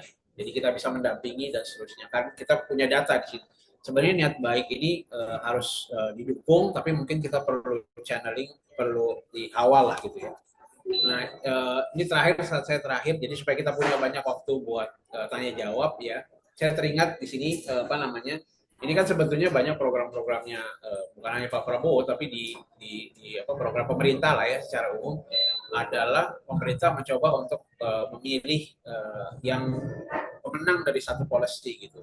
Sementara kadang-kadang yang kalah atas policy itu lebih pintar untuk melakukan lobby ke pemerintah gitu. Jadi mungkin orang-orang yang tadinya tidak, seperti Kang Suroto ya tadi bilang bahwa banyak yang tidak berkecimpung di koperasi kemudian tiba-tiba menjadi pelaku koperasi gitu. Mereka kan yang loser sebenarnya. Tapi yang koperasi beneran justru malah tersingkir. Ini mungkin tidak hanya koperasi Merah Putih, tapi juga seluruh program pemerintah ya. Jadi kekuatan lobby untuk mempengaruhi pemerintah ini yang perlu bersama-sama kita awasi sebagai kekuatan masyarakat sipil. Dari saya mungkin itu aja. Biar punya waktu lebih banyak, saya lihat di chat juga sudah ada beberapa pertanyaan itu Pak Didip ke Pak Handi yang awalnya itu. Nanti mungkin bisa punya lebih banyak waktu untuk diskusi. Terima kasih Pak Didip dan teman-teman. Baik, terima kasih Pak Muhammad Ihsan, Pak Ihsan. Ya, Bapak Ibu semuanya, pemaparan Pak Ihsan juga cukup tajam. Artinya beliau melihat dari sisi kesiapan negara kita dalam menghadapi kondisi ekonomi yang sedang tidak stabil ya, dalam tanda kutip penuh dengan ketidakpastian, inflasi, suku bunga, kemudian pendapatan ekonomi negara kita yang juga masih belum memenuhi target gitu kan ya. Jadi perlu antisipasi yang harus segera dilakukan. Ya, istilahnya Pak Ihsan tadi, better red than loss, kata beliau. Bapak Ibu, di hadapan kita bersama, karena saya lihat ini dari peserta, dari beberapa profil, ada mahasiswa juga, ada dari kalangan akademisi dan umum. Tentu sebelum sesi selanjutnya yaitu tanya jawab, saya akan memberikan panggung kepada Bapak Rektor kita untuk mungkin Bapak Profesor Didik Jirajpini punya pandangan-pandangan Bapak atau ada Kasih unek-unek kesempatan, Pak Didit kasih kesempatan peserta aja ya. peserta Kasih saja. kesempatan Baik Pak. peserta saja, silakan. Saya mengikuti. Siap, Terima kasih. Siap Bapak. Terima kasih Prof Didik. Pak Wijayanto, Pak Samir. Mungkin Pak Wija mungkin ada yang mau saya akan belajar dan betul-betul murni mendengarkan saja. Ini diskusi Siap. yang menarik. Silakan rekan-rekan yang lain. Terima kasih Pak Wija. Ya, baik, terima kasih Bapak Ibu semuanya. Alhamdulillah yang hadir ini luar biasa ya. Teman-teman yang betul-betul ingin, Bapak Ibu, teman-teman semua juga kalangan mahasiswa yang ingin mengetahui banyak tentang Koperasi Merah Putih. Bapak Ibu, saya ingin mengingatkan bahwa materi yang disampaikan atau PPT yang disampaikan oleh beberapa narasumber kita itu sudah ada pada kolom chat ya, Bapak Ibu bisa download dan bisa disimpan sebagai arsip untuk dibaca kembali di lain waktu. Kemudian kita masuk ke sesi berikutnya, yaitu tanya jawab. Di sini untuk tanya jawab kita ada waktu kurang lebih sekitar 30 menit ya Bapak Ibu. Untuk sesi pertama ini akan saya buka kepada 3 penanya. 3 penanya pertama, dan mungkin sebaiknya akan langsung dijawab oleh narasumber, dan sebaiknya nanti pertanyaannya itu ditujukan kepada siapa, karena ada yang bertanya melalui kolom chat, juga ada yang mengangkat tangan langsung. Kita kasih kesempatan kepada yang mengangkat tangan langsung saja. Silakan Bapak Ibu, di sini ada Pak siapa yang mengangkat tangan? Pak Alan ya. Halo. Ya, Alan baik. Pakaya. Iya. Pak Alan Pakaya, mohon untuk memperkenalkan diri, dari mana dan asalnya dari mana. Silakan Pak dengan pertanyaan yang singkat. Iya, baik. Terima kasih. Perkenalkan, saya Alan Pakai dari daerah Sulawesi. Kebetulan kami bergabung di salah satu asosiasi namanya APIKOM, Asosiasi Pendamping Koperasi Modern. Tadi saya mengikutinya dari awal, 3 pemateri, dan yang paling menarik adalah Bang Suroto yang tadi memang kritik dan idealis perkoperasiannya sangat dijunjung tinggi. Tapi kami mungkin ini ingin mempertanyakan bahwa bagaimana nanti ke depan tidak ada lagi istilah skeptisme ataupun ketidakpercayaan dengan keraguan-raguan terhadap program Kopdes Merah Putih ini. Karena sebenarnya kalau kita selalu saja berpikir program pemerintah ini banyak kelemahannya, kemungkinan ini tidak bisa berjalan dengan baik. Nah, mungkin dari senior kita, Bang Suroto, bisa memberikan masukan ke kami, karena kami ini sebenarnya adalah teman-teman pendamping yang juga ingin sekali menanyakan kepada para ahli, seharusnya Koperasi Desa Merah Putih biar pengurus, pengawas, dan istilahnya pengelolanya ini bisa lebih mumpuni. Bagaimana proses manajemen? Apakah dibiarkan begitu saja, dikritik begitu saja tanpa harus ada solusi? Mungkin kira-kira saya seperti itu dulu. Ya, Pak Alan, Pak Suroto, apakah saya langsung jawab ya, Mas. Silakan Pak Suroto, silakan. Jadi Mas Alan, saya langsung jawaban saya singkat bahwa jadi negara Republik Indonesia ini pasal 1 ayat 2-nya bunyinya adalah kedaulatan negara ada di tangan rakyat, jadi bukan di tangan presiden. Kedaulatan itu lebih tinggi dari kekuasaan biasa itu, sifatnya absolut. Jadi tidak ada presiden itu lebih berkuasa dari Anda. Jadi tidak bisa presiden itu menginstruksi Anda. Ya, kita memilih presiden di dalam rezim demokrasi itu adalah kita memilih dia untuk kita perintah, bukan dia malah memerintah kita menginstruksi. Jadi itu instruksi presiden itu hanya berlaku ke karyawannya saja, yaitu menteri-menteri dan gubernur di bawahnya. Tapi tidak bisa menginstruksi rakyat. Dan Anda lebih berkuasa sebetulnya. Nah, di level ini pemahaman warga negara kita ini yang saya kira kita agak sedikit kembali seperti apa ya? Mungkin hal yang prinsip sebagai warga negara bahwa memiliki kedaulatan saja kadang kita itu lupa bahwa kita itu seperti masih di dalam sistem kerajaan gitu, menganggap presiden itu adalah yang berkuasa dan lebih berkuasa daripada kita gitu. Nah, kalau memang ada yang salah dari konsep koperasi Desa Merah Putih, ya harus ditolak. Kita sebagai warga negara yang benar, kita tolak. Cara menolaknya bagaimana? Kalau kita tidak bisa merubah dia, tidak bisa mengingatkan yang membikin atau presiden dan menteri-menteri ini tidak bisa menyetop apa yang mereka lakukan, kita hanya punya alternatif adalah menciptakan apa yang kita bisa bikin. Artinya kita harus bikin countervailing. Jadi saya berikan case tadi, ketika pemerintah tahun 70-an itu membangun koperasi unit desa, itu gerakan koperasi kredit atau kredit union itu dibangun dari bawah. Mereka itu yang tadinya KUD itu dibangun ditopang dari atas, top down bisnisnya seperti penyaluran pupuk, terus pembelian gabah untuk pengadaan beras bulog, itu dikasih, gedungnya dikasih, bahkan pengurusnya juga ditunjuk, semua gedung koperasinya dibikin, semua gagal, tapi koperasi kredit atau kredit union yang dibangun melalui fondasi pendidikan koperasi dan kemudian melalui kekuatan swadaya, solidaritas, akhirnya mereka itu sampai hari ini mereka masih sustain, masih hidup. Saya kemarin diundang di Lampung, mereka rapat anggota nasional, anggota koperasi secara nasionalnya primernya itu 918 koperasi. Dan mereka adalah salah satu yang membentuk citra koperasi yang positif di Indonesia hari ini. Nah, artinya apa? Itu yang bisa dilakukan oleh warga negara sekecil-kecilnya iman. Tapi kalau tugas kita sebagai scholar, kampus, itu tidak boleh diam, Pak. Kampus adalah ladang akademia. Di sanalah kita harus mendirikan, menegakkan pohon kebenaran. Kita harus menyampaikan apa yang salah dari kebijakan ini. Jadi tidak usah ragu-ragu, Pak. Jadi, how to profess. Kita ini punya banyak profesor, tapi profesor yang kritis itulah yang kita fungsikan sekarang ini. Kita banyak dokter yang juga mungkin harus membuat kajian-kajian serius soal ini gitu. Jadi skeptik itu berbeda dengan apatis. Berpikir skeptik itu artinya dia punya perspektif yang berbeda.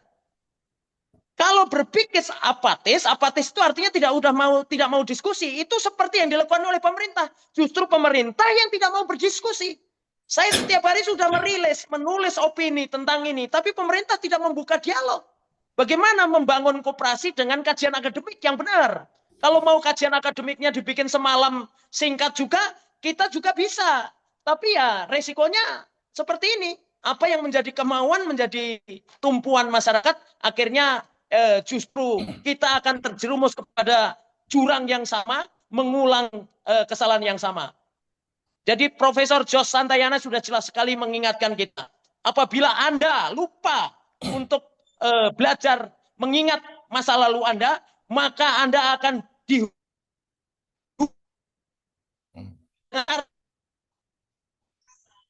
itu yang terjadi sekarang ini dengan konsep koperasi desa yang mengulang apa yang kita warisi dari sistem kolonialisme ketika memberangus gerakan koperasi dari bawah dan kemudian koperasi unit desa serta koperasi pertanian yang distimulus oleh kredit usaha tani. Ya, Pak Suroto. Ya. Ya, silakan.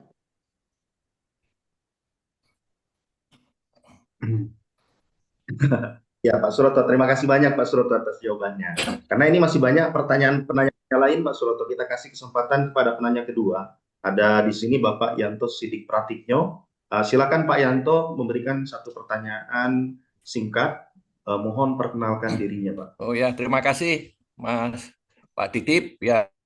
Saya teman Pak Titip ya. Jadi saya kebetulan ada Pak Rektor di sini mengusulkan saja kalau para Madinah itu membuat kursus koperasi juga sekolah vokasi untuk koperasi. Ya, karena kalau ditanya mau tahu koperasi di mana sekolahnya, di sini nggak ada. Dulu ada institut koperasi tapi pelajarannya sudah bukan koperasi. Ya itu sebetulnya kalau ada, wah itu nanti saya bisa datang ngobrol sama Pak Titip ya. Jadi memang pengembangan SDM ya. Mas Yanto, saya interupsi boleh nggak? Oh boleh. Ya silakan. Nyambung dari Nyambung dari Mas Suroto tadi ya, saya interupsi ya. Boleh Pak. Boleh ya. Jadi saya kira di negara demokrasi ini kritik tajam dari Mas Suroto sangat bagus ya. Mas Yanto interupsi ya sebentar ya. Iya, monggo. Ya, silakan Pak. Saya kira sangat baik ya, dan pola top down itu ada kelemahannya, juga bottom up ada kelemahannya. Kalau bottom up tidak diapa-apain seperti sekarang, dulu ada distribusi pupuk, itu sekarang sudah habis, sudah hilang semua. Dan subsidi pupuk itu 30 triliun ya, di waktu yang lalu tidak menghasilkan produktivitas padi yang tinggi, lari ke perkebunan dan seterusnya. Nah, jadi apa yang saya kira Pak Prabowo itu terhadap kritik dia sangat oke, sudah ikut pencapresan 4 kali ya. Dan menurut saya kritik ini bagus ya. Tapi saya ingin menyampaikan sedikit pengalaman saya ya. Jadi ayah saya itu adalah pegawai ya. Dia kepala dinas di Subdinas di Pamekasan. Yang di masa lalu itu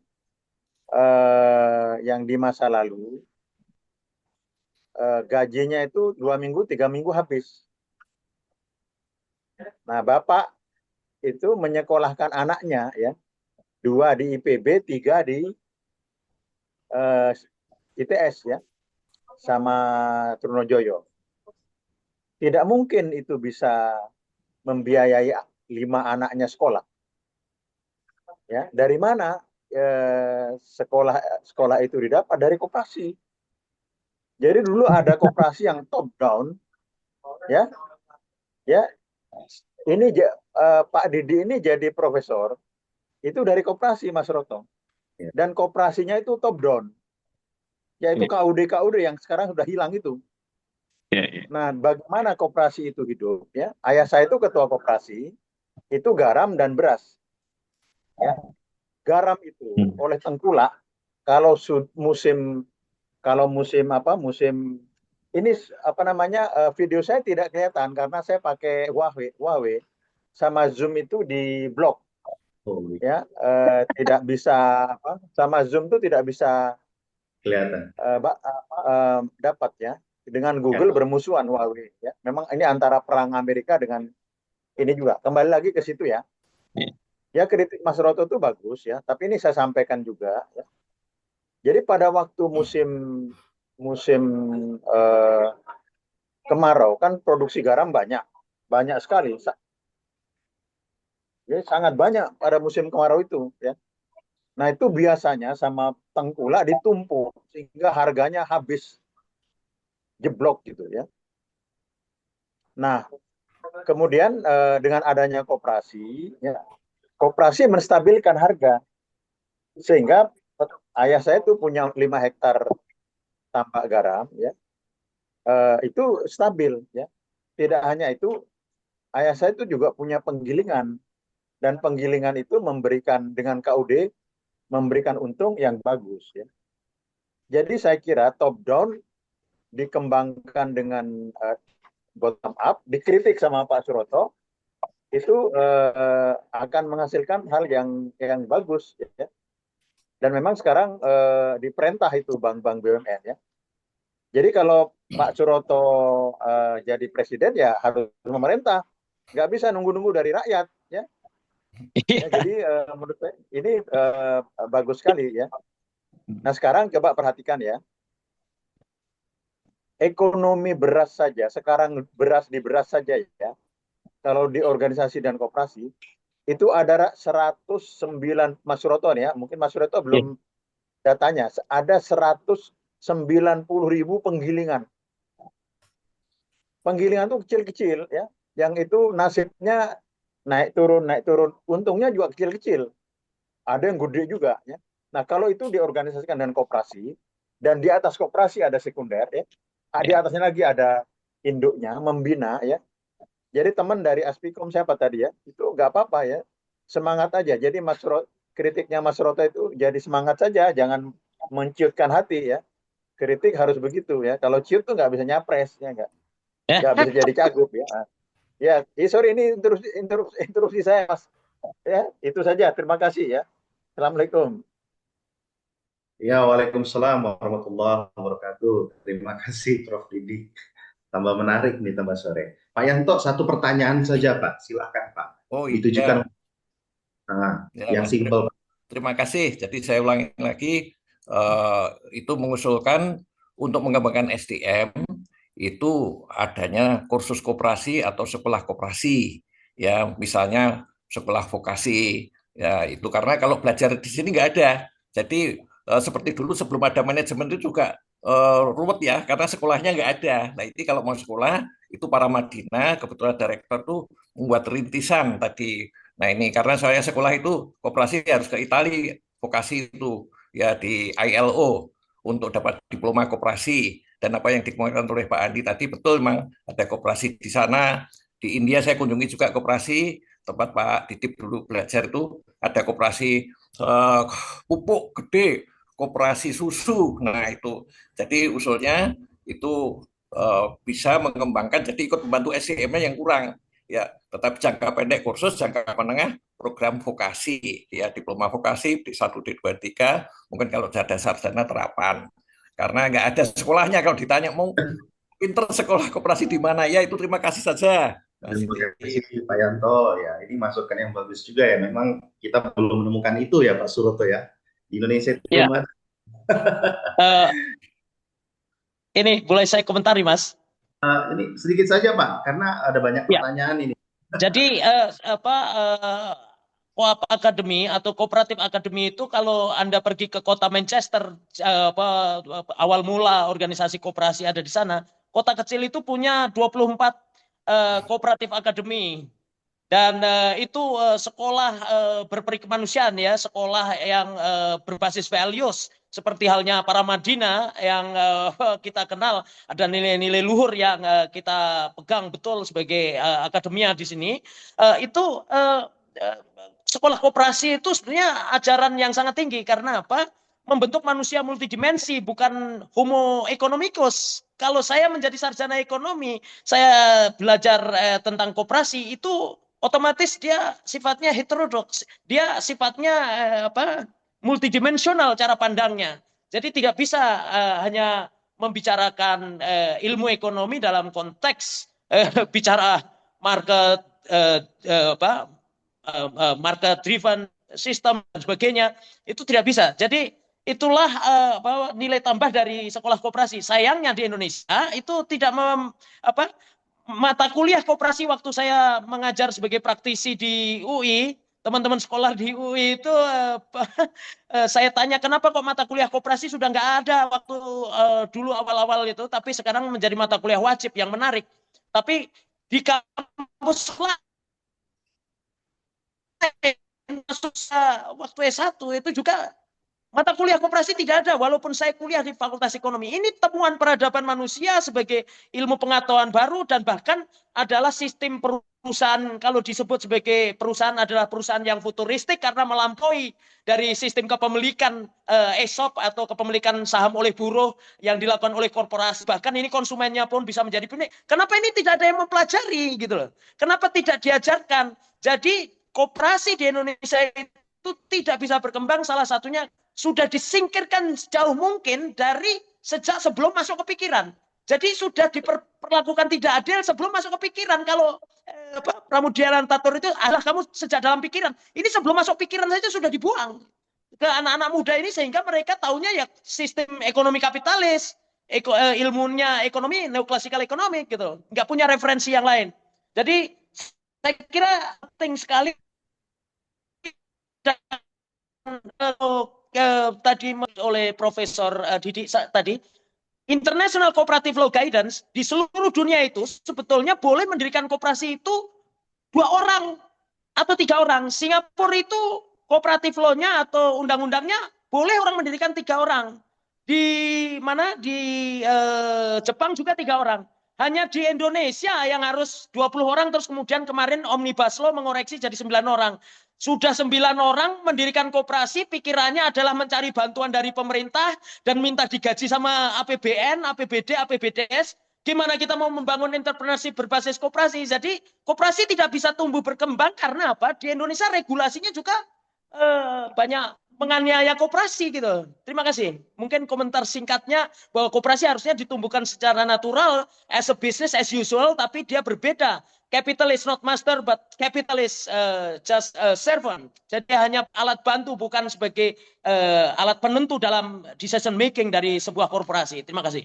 Terima kasih Pak Suroto. Pandangannya juga sangat bagus sekali ya Pak Suroto. Memang kalau kita melihat dari sisi pertumbuhan ekonomi dan peran daripada koperasi dalam pertumbuhan ekonomi terlihat belum maksimal. Kita lanjut kepada pertanyaan berikutnya. Ini ada pertanyaan untuk Bapak Dr. Handi Risa. Pak Handi Risa, pertanyaannya adalah tentang apakah di sini, mohon maaf, pertanyaan dari Bapak Herman Simanjuntak. Ada di kolom komentar Pak Handi. Pertanyaan beliau itu tentang apakah dimungkinkan Inpres 9 tahun 2025 didorong memperkuat koperasi yang ada karena sistem usaha dan lain sebagainya sudah ada. Mungkin boleh ditambahkan Pak dari sisi sumber daya manusianya juga ya Pak. Seperti yang disampaikan atau ditanyakan oleh mahasiswa kita di sini Pak Andi. Ada mahasiswa kita namanya Wahid Ferry Arianto, ini mahasiswa manajemen Pak. Cukup kritis kalau di kelas nih. Mana Mas Wahid? Mas Wahid? Oh. Ini mahasiswa kita. Ya. Silakan Pak Handi. Baik, terima kasih Pak Didip ya. Terima kasih Pak, siapa tadi yang bertanya ya? Pak Herman Simanjuntak. Pak Herman, sorry ya, Pak Herman. Terima kasih Pak Herman ya. Saya harus scroll ke atas lagi nih karena udah banyak pertanyaan lain yang masuk gitu. Jadi kalau menurut saya ya justru koperasi-koperasi yang sudah ada inilah yang harusnya itu dikembangkan lebih lanjut gitu ya.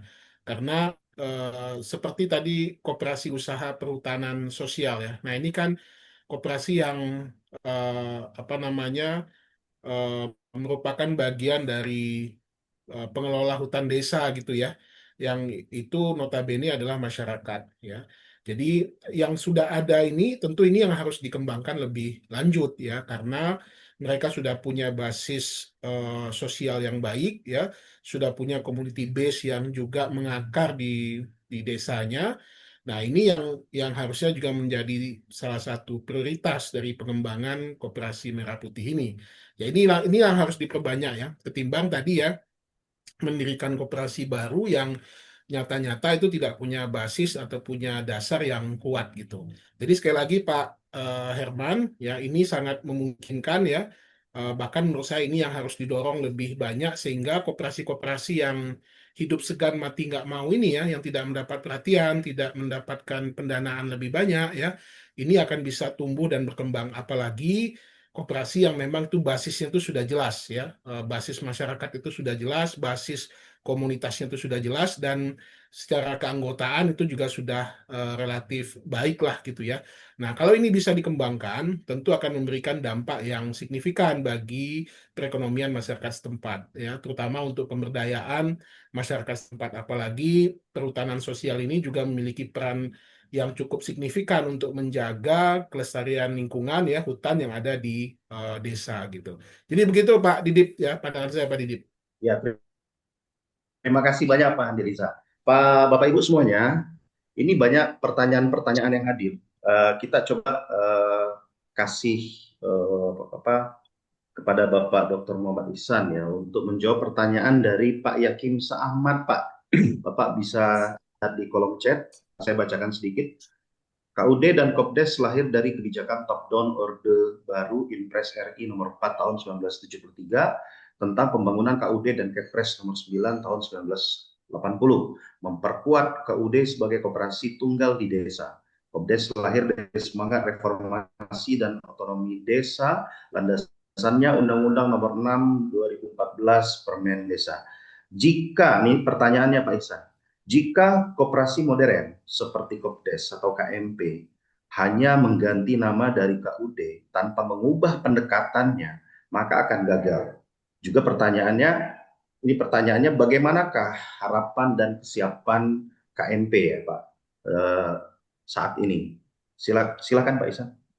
Ya, makasih Pak Moderator, Pak Didi. Kalau menurut saya kesiapannya kalau hanya merubah ganti nama ya, kan esensinya sebetulnya yang sama-sama tadi Pak Suroto, Pak Handi juga sudah memaparkan, bahkan Pak Rektor, Pak Didi juga cerita pengalaman pribadinya ya. Jadi ya tentu saja kita bisa melihat kalau hanya berubah nama gitu tanpa esensi tanpa perbaikan secara mendasar gitu ya tentu hasilnya kita sudah tahu gitu hasilnya. Saya tidak ingin menyebarkan sesuatu yang jelek di sini. Saya cuma ingin menjadi realistis saja gitu. Kalau sebelumnya sudah pernah gagal, diulang lagi kan sebetulnya kekeliruan gitu ya. Tentu di kesempatan ini yang mumpung masih uangnya juga belum jalan, programnya masih ongoing gitu ya, kita ngasih kritik aja terus, kita voicing out terus. Jadi kalau ditanya kesiapannya dari Pak Yakin Ahmad ya, harapan dan kesiapan saat ini ya perlu untuk merubah mindset ya, sehingga tidak hanya merubah nama tapi juga merubah bagaimana bisnis, bagaimana operasi dari koperasi itu pasti dilaksanakan. Dari saya mungkin itu Pak Didip. Terima kasih banyak Pak Ihsan. Pak Yakin Ahmad, itu jawabannya tadi ya Pak Yakin Sah. Iya Pak. Nah, ya seperti itu Bapak. Kita lanjutkan lagi Bapak Ibu. Di sini ada banyak sekali pertanyaan ya Bapak Ibu. Tapi saya melihat di sini mungkin perlu ada pandangan-pandangan atau pengalaman yang berbeda ya. Mungkin dari Pak Wijayanto Samirin Pak. Silakan Pak, jika Bapak ada hal yang ingin disampaikan Pak dalam pandangan Bapak.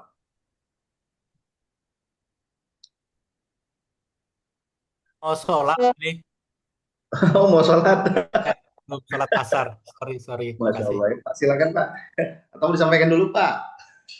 Atau langsung? Ya baik Bapak Ibu, ternyata Pak Wija mau sholat dulu ya. Kalau begitu kita sebentar. Karena memang sebenarnya di jadwal itu kita sampai jam 5 ya Bapak Ibu ya. Sebelum saya ambil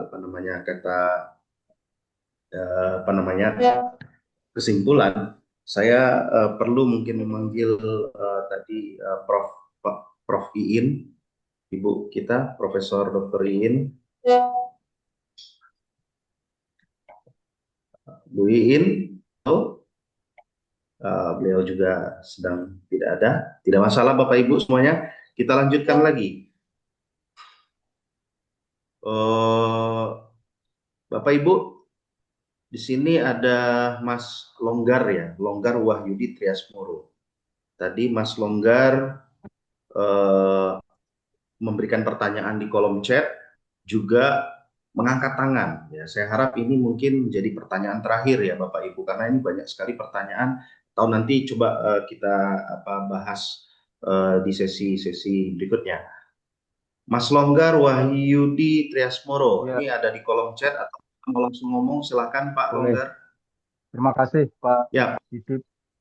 Perkenalkan dirinya dan pertanyaan singkat ya Baik. Pak. Terima kasih Pak Didip. Saya Longgar Wahyudi, mahasiswa program Magister Manajemen.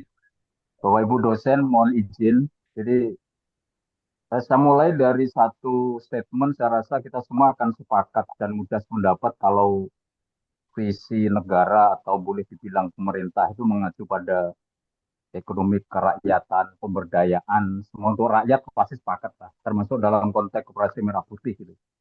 Saya nanya dua hal saja. Kebetulan hari-hari ini saya beserta teman, termasuk teman diskusi teman-teman dari tim Koperasi Merah Putih di salah satu kabupaten kecil di Jawa Timur gitu ya.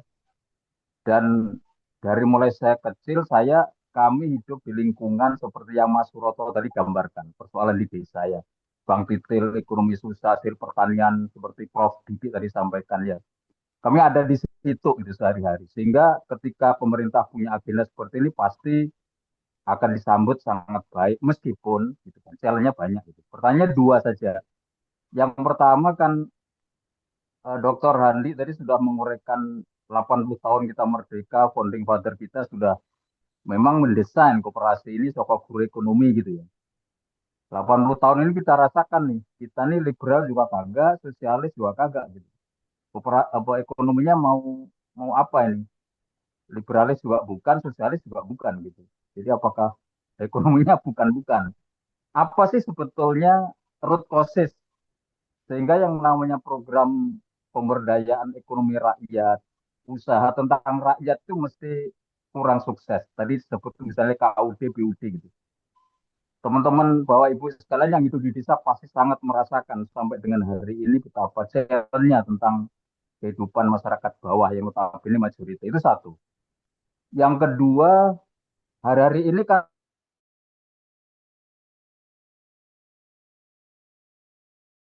Indonesia gitu ya. Menteri Koperasi Budi Ari, Pak Presiden sendiri sudah announce di media ini luar biasa gitu. Tapi kalau kita cek di bawah betul, nggak semudah itu. Tapi ini tidak berarti kita lanjut pesimis. Toh ujungnya ini juga untuk rakyat gitu ya. Apa sih sebetulnya izin Pak, sukses ini faktor untuk siapa? dari KMP ini sehingga ini akan beda gitu ya. Jadi bukan hanya ganti nama seperti yang Pak Iksan tadi sampaikan. Ini memang satu mindset yang berbeda, strategi yang berbeda sehingga betul-betul ini akan jadi andalan ekonomi rakyat. Dua itu Pak Diki. Terima kasih. Ya, baik Pak Longgar. Bapak Ibu dari narasumber, Bapak-Bapak dari narasumber, ada yang mau menjawab? Pertanyaannya yaitu tentang akar utama ya, ekonomi keberpihakan rakyat tidak benar-benar serius gitu ya. Saya Mas. Boleh Pak, 1 menit ya Pak? Ya, setengah menit juga bisa. Intinya adalah apa? Jadi Anda jangan terlalu glorified terhadap koperasi dan juga jangan terlalu glorified terhadap kebijakan pemerintah yang ngawur. Jadi istilah koperasi soko guru itu hanya slogan, Pak. Koperasi perintah konstitusi itu juga slogan. Koperasi ekonomi rakyat itu slogan. Yang paling penting adalah koperasi itu dihidupi. Anda membuat koperasi itu bisa menguntungkan Anda pribadi atau tidak. Apa yang membuat Anda untung? Kalau Anda membuat koperasi hanya karena ada stimulan dari pemerintah, itu berarti cara berpikir kita mengembangkan koperasi itu sudah salah. Jadi kalau di luar negeri tadi saya sebutkan, seperti di Singapura, 3 orang boleh mendirikan koperasi. Di Jepang boleh. Jadi orang akan bertanya, apa bedanya korporasi sama koperasi? Atau korporasi kapitalis sama koperasi? Adalah ketika decision makingnya itu dibikin, itu bukan berdasarkan modal, tapi berdasarkan jumlah orangnya. Jadi orangnya yang dihargai. Itu raison d'être-nya koperasi, itulah alasan adanya koperasi lahir. Dia memberikan peluang yang sama kepada setiap orang yang terlibat di perusahaan itu untuk turut mengambil keputusan. Jadi decision making dari koperasi itu adalah untuk menjamin supaya ada keadilan, supaya yang sahamnya kecil tidak terdilusi. Walaupun secara ekonomi investor ya tetap get more gitu. Inilah sistem futuristik dari sistem korporasi atau sistem perusahaan koperasi yang harusnya dihidupi, Pak. Masalahnya di situ, di Indonesia ini bikin koperasi pun tadi harus dibatasi 9 orang. 9 orang pikirannya mau cari bantuan. Yang berkumpul akhirnya orang-orang miskin yang kemudian sama-sama miskin, makanya mereka bingung mau ngapain. Karena apa? Modalnya nggak ada. Kalau mau bikin koperasi, itu pikirnya itu yang pertama adalah Pak Didi mau what's the business? Itu yang harus dijawab. Jadi tidak karena diperintah pemerintah. Pemerintah lagi itu aja sudah salah. Jadi begitu Pak. Makasih. Terima kasih Pak Suroto. Mohon kembali ke pertanyaan saya. Menjawab. Sedikit saja kalau enggak, silakan Pak. Jawabnya mohon merefer ke pertanyaan saya. Terima kasih. Ya. Pak Longgar, Respon ini untuk suaranya jawaban agak Pak Suroso. Iya. suaranya kurang jelas, Pak. Mohon maaf, Pak Longgar. Ya, Pak Suroso. Pak Ya, Suroto ya. silakan. Pak Suroto, ya ada. Silakan, Pak.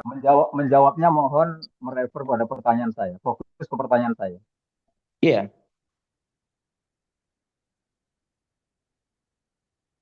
Silakan Ya, saya Pak. kira cukup. Saya menunggu Saya kira jawaban. dari saya cukup, Pak.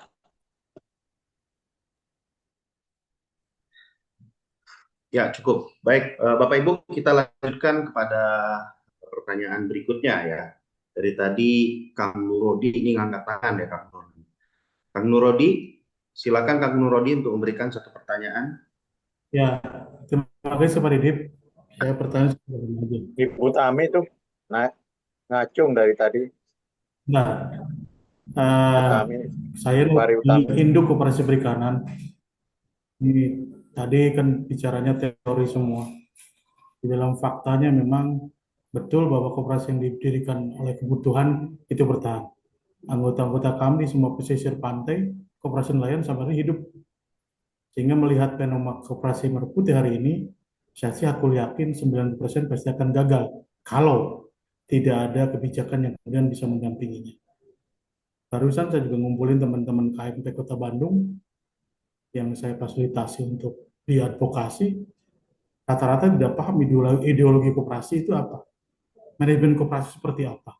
Semua bertanya setelah dibentuk, terus bagaimana Kang selanjutnya? Jadi maka saya berkesimpulan 99% bahkan kalau tidak ada perubahan kebijakan, maka koperasi merah putih itu akan gagal dan akan mencoreng citra koperasi, sama halnya seperti koperasi simpan pinjam yang kemudian menjadi alat para pemodal untuk mencoreng koperasi. Ya, hari ini orang kalau ditanya koperasi, pasti Iya. jawabannya pinjam uang. Nah, penyesatan itu harus diakhiri hari ini. Jadi sekarang pertanyaannya, apa yang harus kita lakukan dalam kondisi semua serba terpaksa? Apa yang harus kita lakukan untuk tetap mengamankan kebijakan pemerintah itu? Karena memang ya tidak bisa juga kita lawan atau kita biarkan sekalian. Tetapi kalau dibiarkan, maka akan berefek pada citra koperasi yang makin terpuruk.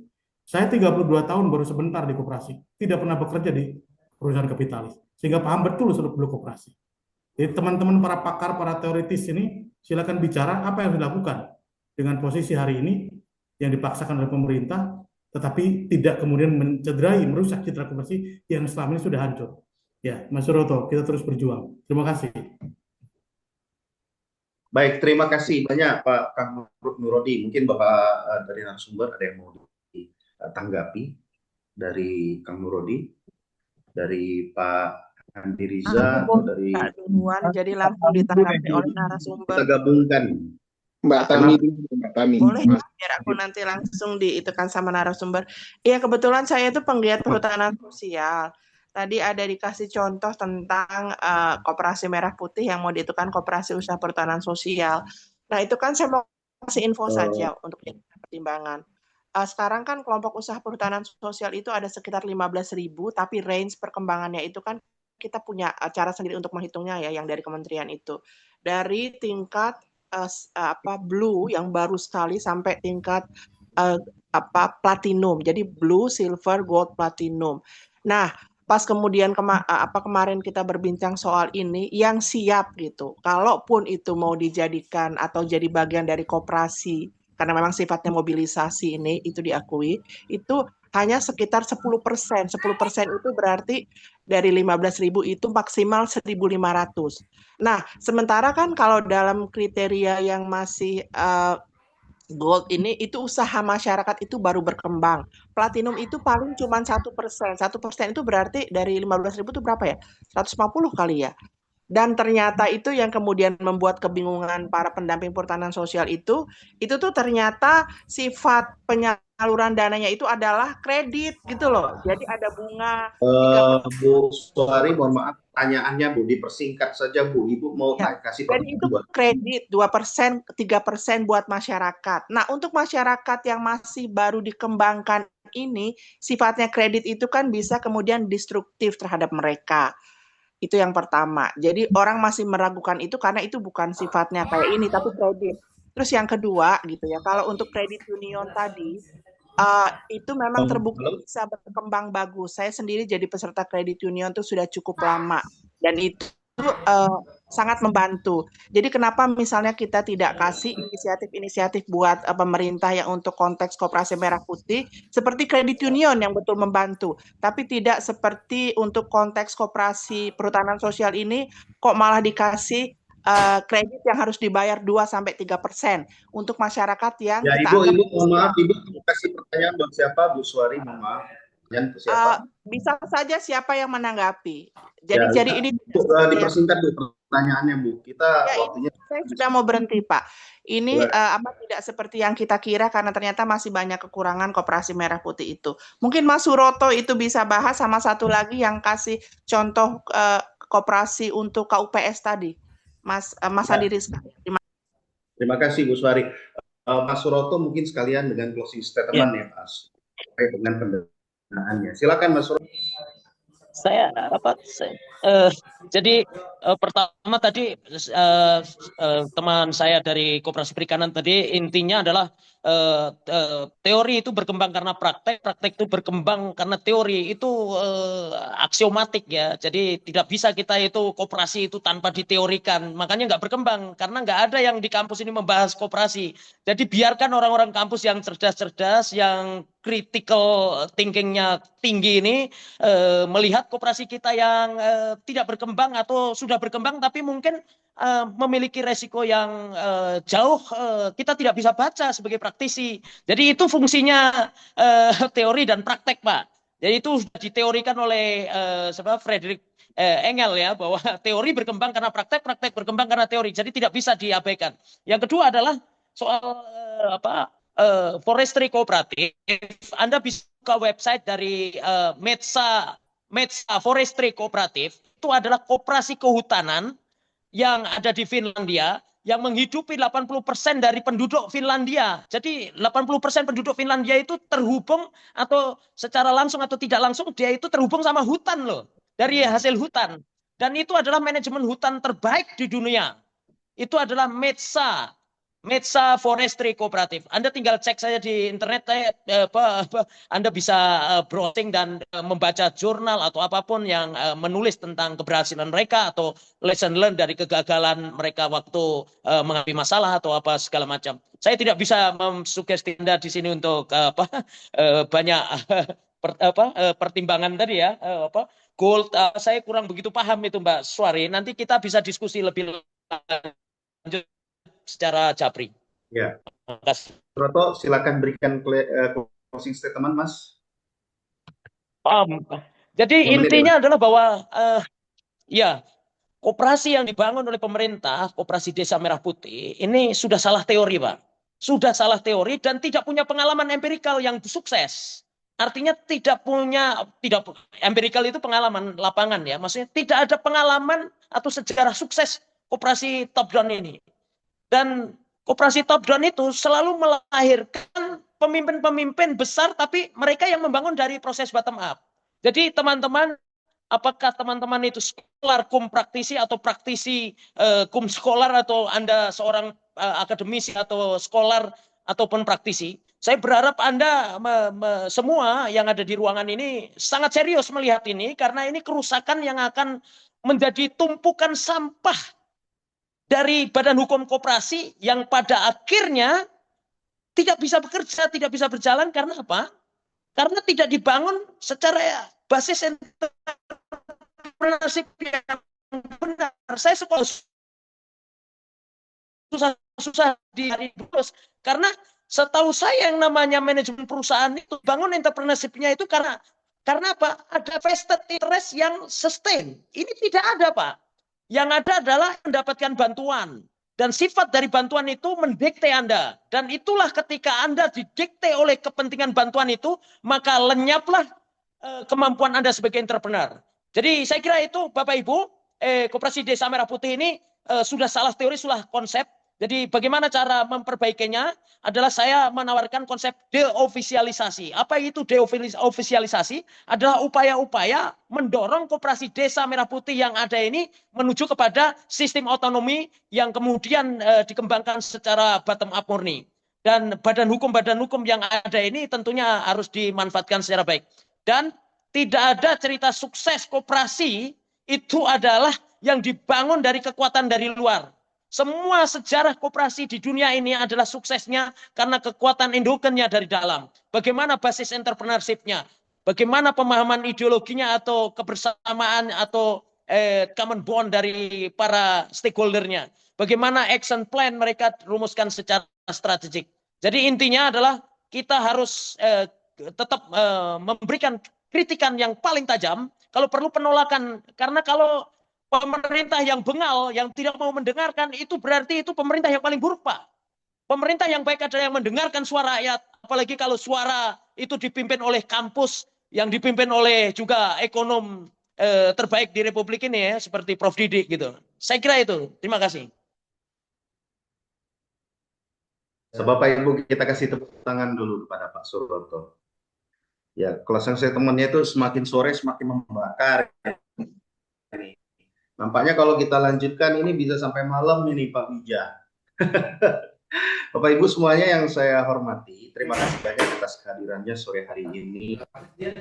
Saya Didit Diandra sebagai moderator. Mohon maaf apabila masih ada banyak pertanyaan yang belum dijawab. Ada dari beberapa pertanyaan ini seperti dari Ibu Nur ya, Pak siapa di beberapa kolom chat ada beberapa pertanyaan, Pak Herman juga ya. Nanti jika ada pertanyaan yang belum narasumber kita di sini. Kepada para narasumber, Bapak Dr. Handiri, kami ucapkan terima kasih banyak sudah menyampaikan materi dan memaparkan dan pemikirannya di koperasi di Indonesia. Pada Bapak Ibu semuanya yang telah hadir, kami ucapkan terima kasih banyak atas waktu dan kesempatannya. Semoga kita dapat berdiskusi kembali di lain waktu dalam kesempatan yang berbeda, tentu dengan topik-topik yang lebih menarik. Tentunya kita berharap semua bahwa apa yang kita diskusikan pada sore hari ini bisa menjadi masukan bagi pemerintah Indonesia untuk kembali mempelajari, mengkaji ulang, kembali menerapkan pandangan-pandangan akademisi khususnya terkait dengan pendirian koperasi Merah Putih di Indonesia ini. Demikian untuk kegiatan diskusi kita pada sore hari ini. Tentu diskusi kita pada sore hari ini tentang koperasi Merah Putih menghadapi realita meretas solusi menjadi diskusi yang sangat menarik sekali. Mari kita tepuk tangan buat kita semuanya. Terima kasih pada Rektor Universitas Paramadina, Prof. Didik J. Rajmini atas kesempatan dan kesediaan beliau untuk hadir bersama kita semuanya.